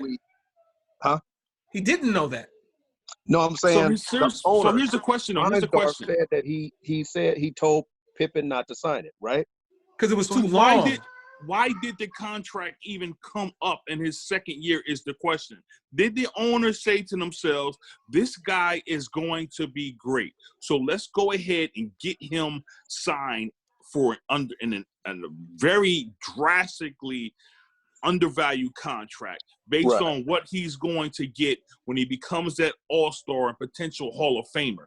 Why did his contract come up to be signed after his second season? Because that's something I don't know. It's a serious question. Yeah, that is a great question. Why after his rookie season did a new contract come about? Maybe it was per Pippen. Maybe it was, hey, look at my home life. I made $765,000 in my rookie season. It's all gone because I helped my family. I don't know that this basketball thing is going to last. People get injured. What's the longest contract you can give me? Oh, well, we can give you 7 years at whatever the going rate is today. We can give you 7 years at that amount, and we're not projecting. We're not projecting what you're going to be. Maybe that happened. Maybe Reinsdorf did come and say, okay, this is what I want to do. Maybe it was Krause. We don't know that aspect of it. What we do know is that he signed the deal to get the 7 years long term. We know that Reinsdorf advised him against it because he admitted that Reinsdorf did advise him against it, but he said that he signed it because he wanted to offer his family some sense of security long term. And 7 years for him was long term. I'm not disagreeing that ultimately it wound up being undervalued because there was more money for everybody soon after that. But what I'm saying was on that day that he signed it, having only a rookie season under his belt, he wanted the 7 years of security, and that's what the 7 years looked like. If he would have left it alone and just made his rookie contract and been up for re-signing after his third year, he probably would have been making $20 million a year. Well, I'm going to send out a text. Hopefully, I can get the text back. He definitely had a terrible agent. For one, because at the time there was no limit to the amount of years and money that you could sign for. They didn't start a hard cap until 95. And that's when Jordan and Ewing were at the head of the players union when they locked out in 95. So there were contracts much longer than that then. Larry Johnson and some of the other guys had as many as 12-year deals for $84 million. So he had to know that if some of those guys were getting $84 million, that he should have had more. He signed that, and so what I'm saying is, even though Reinsdorf is saying, "Hey, this is a bad deal for you, don't sign it," he also had a bottom line, and the owners and the GMs are trying to save on salary and expenses as much as possible to make profits for the team. So in one breath, he's saying, don't sign it, it's a bad deal. But in the back of his mind, he's like, well, if he signs it, oh well, because this is going to save us a lot of cash. And that's exactly what happened. So he didn't really do. But it's not in the back of his mind. Right. I'm not even saying, he's not even saying it's in the back of his mind. Like, he's saying, if you sign it, don't come back to me. So it's not the back of his mind. He was upfront with that. Reinsdorf said he told him not to sign it, but Krause is the one who said don't come back. But Krause, no, I'm saying no. That's how Reinsdorf operates. That's how he operates. Bulls, White Sox, whatever. Don't once you sign it, don't come back to me. That's what I'm saying. Like you know that about Reinsdorf when you sign the contract. That's what I'm saying. Okay, but yeah, because Krause actually verbally said that, I think is what they said in the show. But he definitely had bad representation, and the biggest thing that I fault Pippen is he had no belief in himself, despite what his family had been going through. He had to know when he signed that contract after 5. So he came in '87. So 5 years later, because the rookie deals weren't more than 5 years. So 5 years later, that puts it at 92. He had to know in '92, when you're a member of the Dream Team, and you're one of and they're already saying you're one of the 50 greatest players, you have to know that you're worth more than $2 million a year. You have to know that. And so he had no confidence in himself to say, you know what, I deserve more money. So I just sent a text to BJ Armstrong. Hopefully before we get off of here, BJ can send me a reply to that question about who approached who, because I think that's an important question here. Regardless of us, regardless of us knowing about Scottie's need for the money. I don't want y'all to clown me because I say irregardless. Y'all didn't mean that. Man, right? I've never clowned you, and I never will. But I'm talking about the fans. Proud. Okay. Well, I'm just happy. You're the first person in history to correct irregardless and say what you actually meant regardless. So shout out to you. Yeah, my man Mizzo. So Mizzo, one thing I said before you came back and before we started again was that the crazy part about Mike being at the head of the players union in '95 was that he wanted more than 60% of the NBA revenue for the players in '95, but he didn't want the players to get even 50% when he became an owner. And when they lock out again, I know they had one in '95, '98. Yeah, '98, and then there was the one in 2011. Okay, 2011 was the last lockout, right? That was the one where he was the owner of the Bobcats. Mm-hmm. So he said, "Hey, don't give them dudes nothing. Give them 47 at best." I'm telling you, and he was the leader of that, saying, "Don't give the players anything." Right. Yeah, I remember that. I'm glad you brought that up because that's something that's not mentioned a lot. How he flip-flopped like that.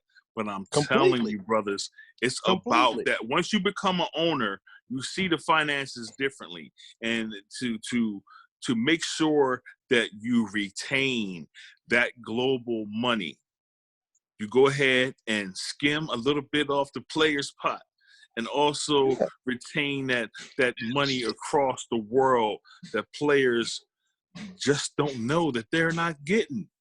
They still don't know. And I'll add to that, when he bought the Bobcats from Bob Johnson, he took on Bob Johnson's debt with the team. He wanted to have a team in his hometown.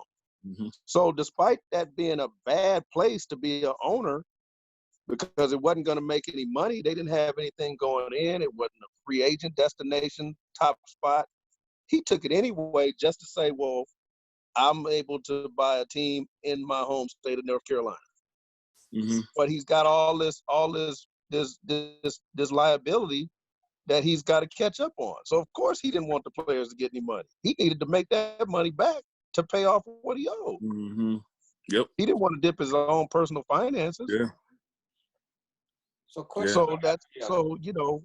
and when he became an owner, another thing that I thought about was Pippen filed for bankruptcy and considered trying to make a comeback in the NBA at like 40, 41 years old. Mm-hmm. Was broke.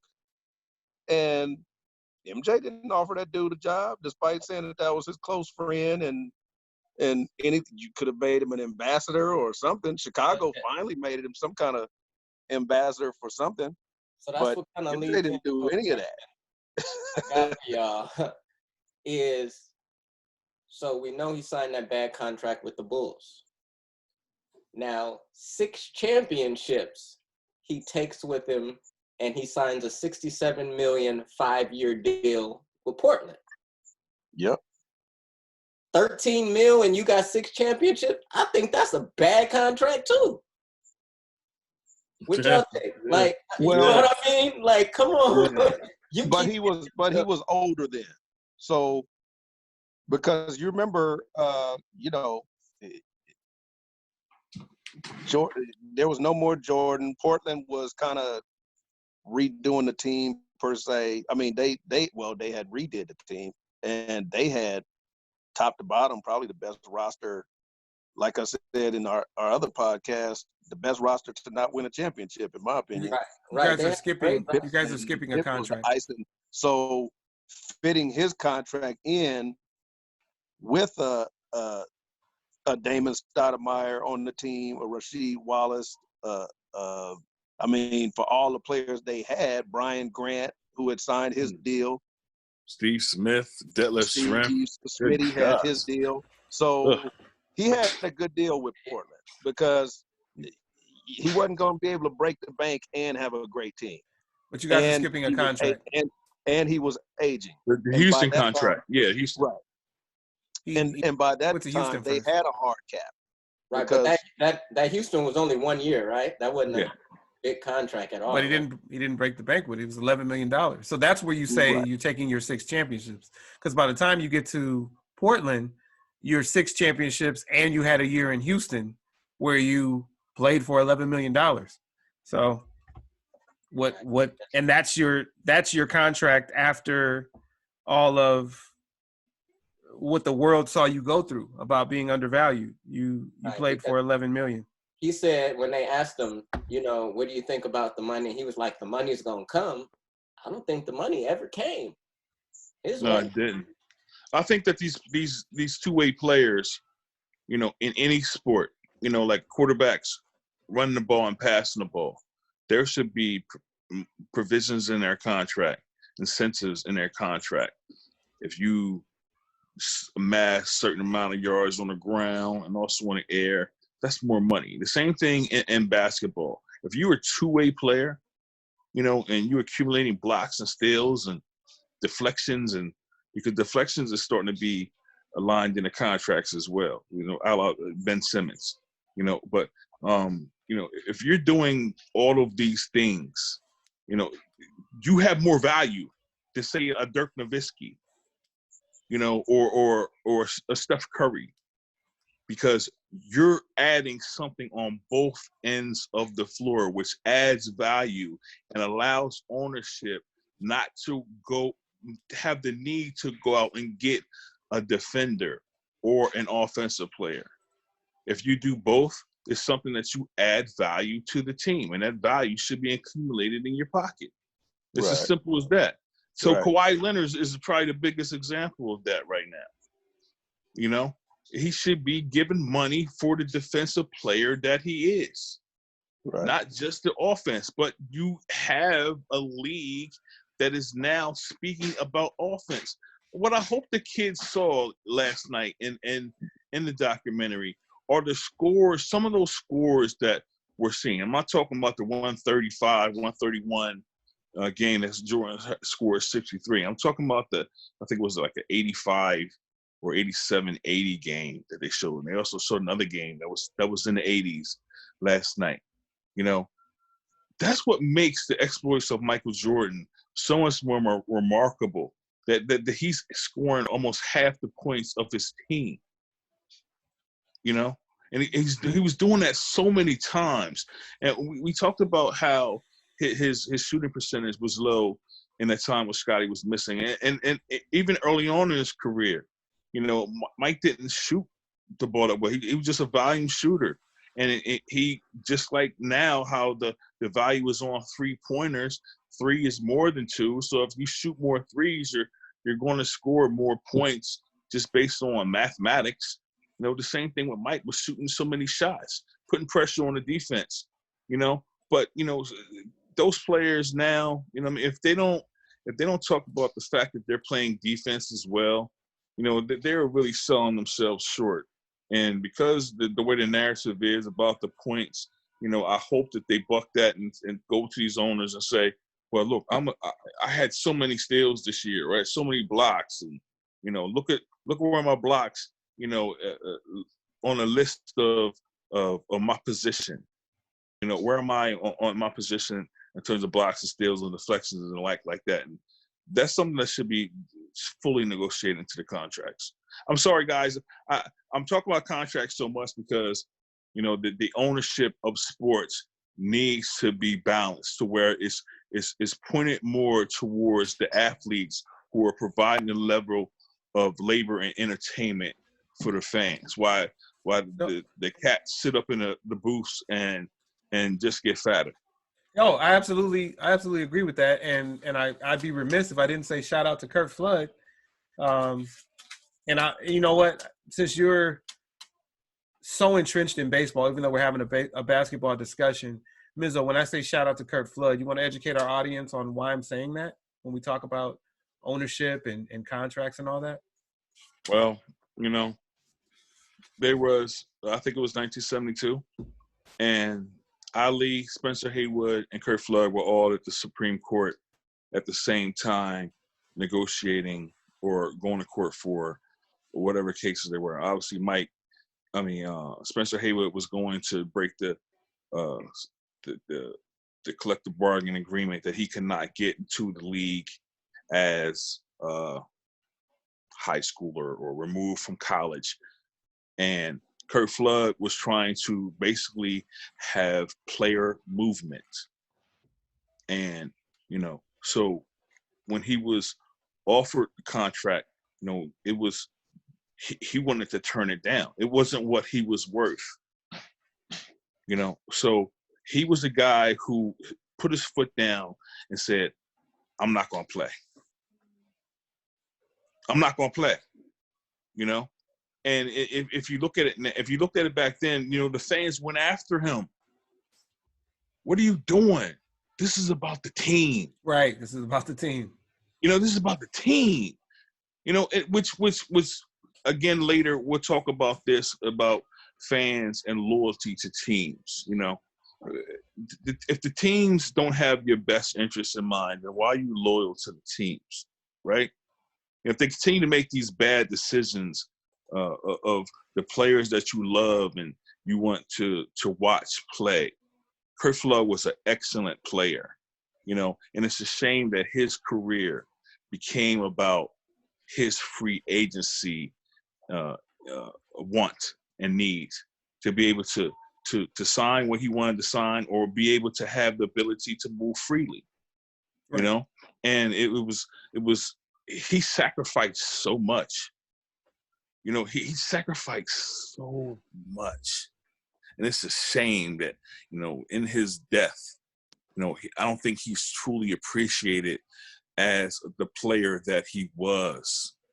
Just go back and look at his stats. Just go back and look at his stats and look what happened after he went to the Supreme Court and how his stats changed. Yeah. And his career basically was dissolved away. Yeah. Yeah. So I like to think of him, and I know there are other people involved, but I like to think of him as the father of free agency in American sports. What you had prior to his landmark win was people could undervalue you. They could, especially in baseball, they could trade you whenever they wanted to. When it was time for you to re-up, they could pay you whatever they wanted to, because it was either you play for them or you retire. And if you're in your prime and you feel like they're undervaluing you, or you don't believe in what this team, maybe the team doesn't believe in winning, or the team is owned by Marge Schott, or an outward racist, or Georgia Frontiere, Marge Schott with the Reds, Georgia Frontiere with the Rams, and there have been many of male racists, but they're just the two that come to mind right now. You couldn't do anything about it prior to free agency. You just had to suck it up and play. You had to shut up and dribble. But with free agency, obviously, you have more control over your destiny. One thing that I wanted to get to really quickly in relation to The Last Dance, and one of the final things for me on The Last Dance is something when you talk about two-way players, you talk specifically about defense, though. What Sidney Moncrief said about this rookie, I thought was compelling. So I'm going to try this. I'm going to try to play a clip again. I think I figured out what it was before. So let's try this again. He was one of my all-time favorites.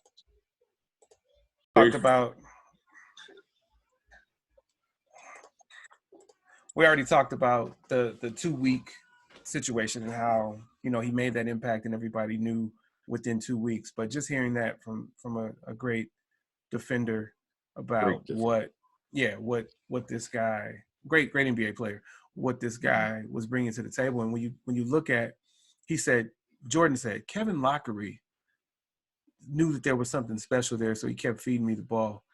There's another kid that we've talked about who had a game, an opportunity like that, and he kept shooting and kept missing, and they're like, oh, this is a selfish kid. But I'm going to tell you about that kid, one of the all-time greats. He had the instinct to shoot and shoot and shoot as a rookie, just like Mike. I'm sure he was even thinking about Mike's, because he's a student of the game, Kobe. I'm sure he was thinking about Mike's game against the Bucks, where he kept shooting in the fourth quarter and wound up winning that game. In that game that he had, I think it was against Phoenix. He missed a whole bunch of shots. Oh, it was Utah. Okay, I knew it was one of those teams that was pretty close to home, but still further out. Yeah, the game against Utah. Killer instinct from the beginning. Similar cats. Just wanted to throw that in there. That's a good point. But the Sidney Moncrief, with that was after Marques went to the Clippers, right? Yes. Mm-hmm. So that Clipper team, I remember I went to their games. I was in the little kid dunk contest in the sports arena. You had Michael Cage, Marcus Johnson, Benoit Benjamin. My memory stops there. Those three. I don't know who else. Maurice Taylor from Michigan. Are you asking or you're validating? No, he was on the team. He was on the team. Okay. Mo Taylor. I don't know what happened to him. He had so much game, and then he started coming in camp overweight. And did he pass away? No. That was tractor trailer. I thought 2 of them passed away, but I know tractor trailer did. But I don't know what happened to Mo Taylor. I just knew he started gaining a bunch of weight, and he just pretty much fell out of the league or something. But the dude could play. So the Clippers they were young and up and coming at that time. They were starting to phase some of those old guys out and bring in some new blood. But when I saw Jordan do Sidney Moncrief like that, I'm like, all right, I need to pay attention to him, because Sidney Moncrief was a thief. You couldn't really put the ball down around him. He'd take it from you in a heartbeat. Mm-hmm. And Jordan Very around strong. him like it made it look easy. I mean, it's a guy who had to play doc, and also Marcus Johnson in practice. So I mean, he was used to that size and ability. Right. You know, for Mike to come in and, like you said, split the defense was that had to be crazy for him to see and feel. I mean, he might have went home and, I ain't gonna say he cried, but maybe he cried bricks because he's so tough and rough. Yeah. Look at that baby girl. So, just want to thank everybody again for watching on YouTube, listening on the DSPs, including Spotify and Anchor and all the others. And what we have now is the session that we end with on every episode, and we call it the closeout. So we'll go in reverse order this time, and we'll let Rodney close out first. Man. Still no active sports, but I was so happy to see the documentary last night, episode 1 and 2. Shed some light on some things, because I always knew that Krause was a hated man as far as being a GM. I didn't know how much. I didn't know it was a collective thing with the whole team, the coach, and everybody that almost worked for the Bulls except Reinsdorf himself. But clearly they joked about it because Jordan constantly, looking at the documentary, constantly tried to kind of pick at him a little bit and throw little jabs and make little jokes, especially about him getting in the dunk contest and lowering the rim. I did hear that one. Yeah. Going in a game or something, we'll have to lower the rim for you. Yeah. So he was constantly making little jabs at him, which I thought was pretty funny. But I'm just hoping, man, so far that people are getting a chance to see the behind-the-scenes stuff that goes on with these players and owners, and that it will shed new light on the decisions you have to make, being a player as well as being in management, because it's a different view from both. You know, the players have to get what they can get while they can, and the owners have to try to give them something without cutting into their bottom line. So I get both sides, but we got to find a balance for both and across all sports, so that it's the win-win for everybody. Good, Trey. All right, I'm gonna come in and say, thank all the listeners. Thank the special guests that we had today.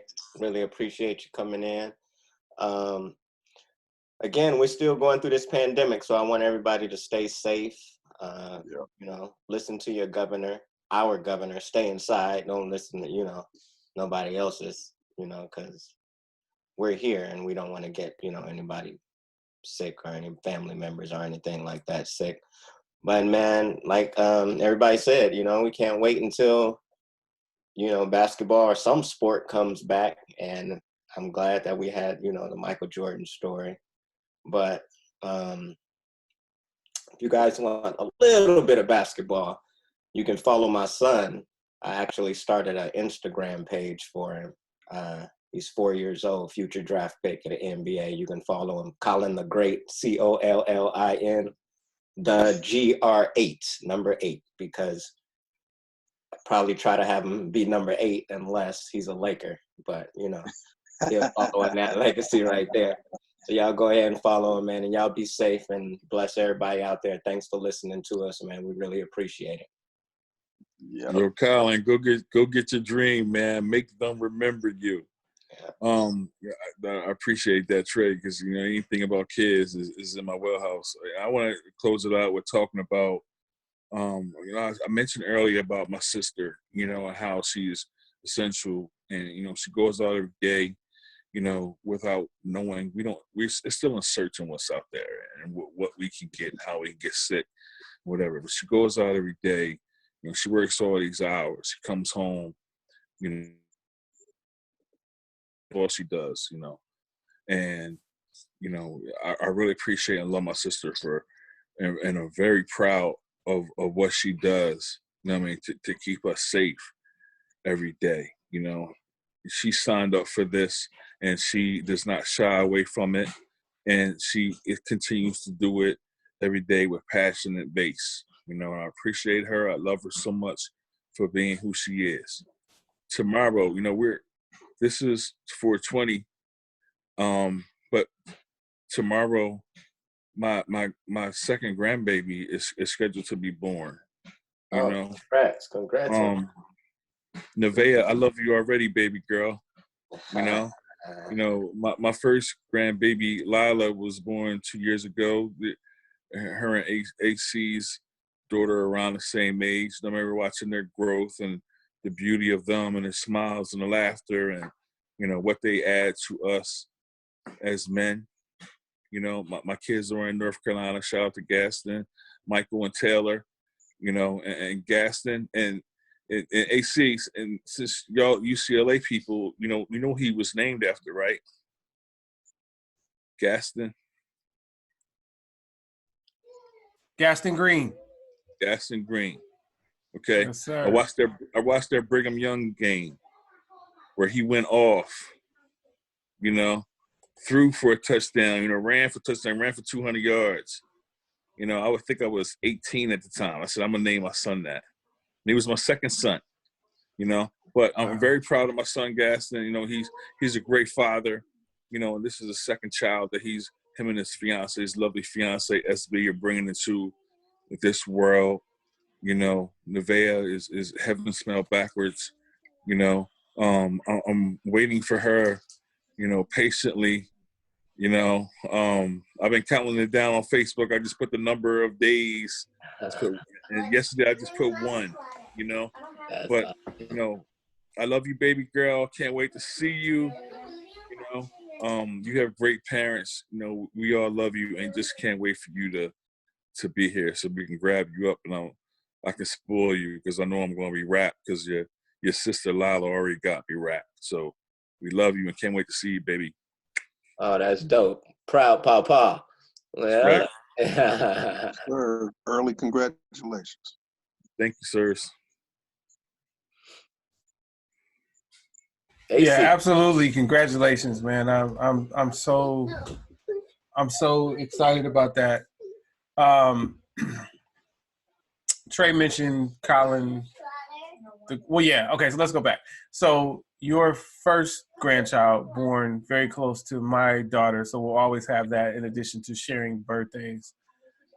Something that's pretty that's almost as special to me as having a daughter and holding my daughter for the first time was actually holding Trey's firstborn, who is Colin the Great.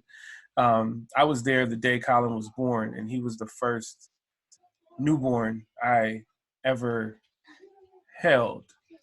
And I can't grab that.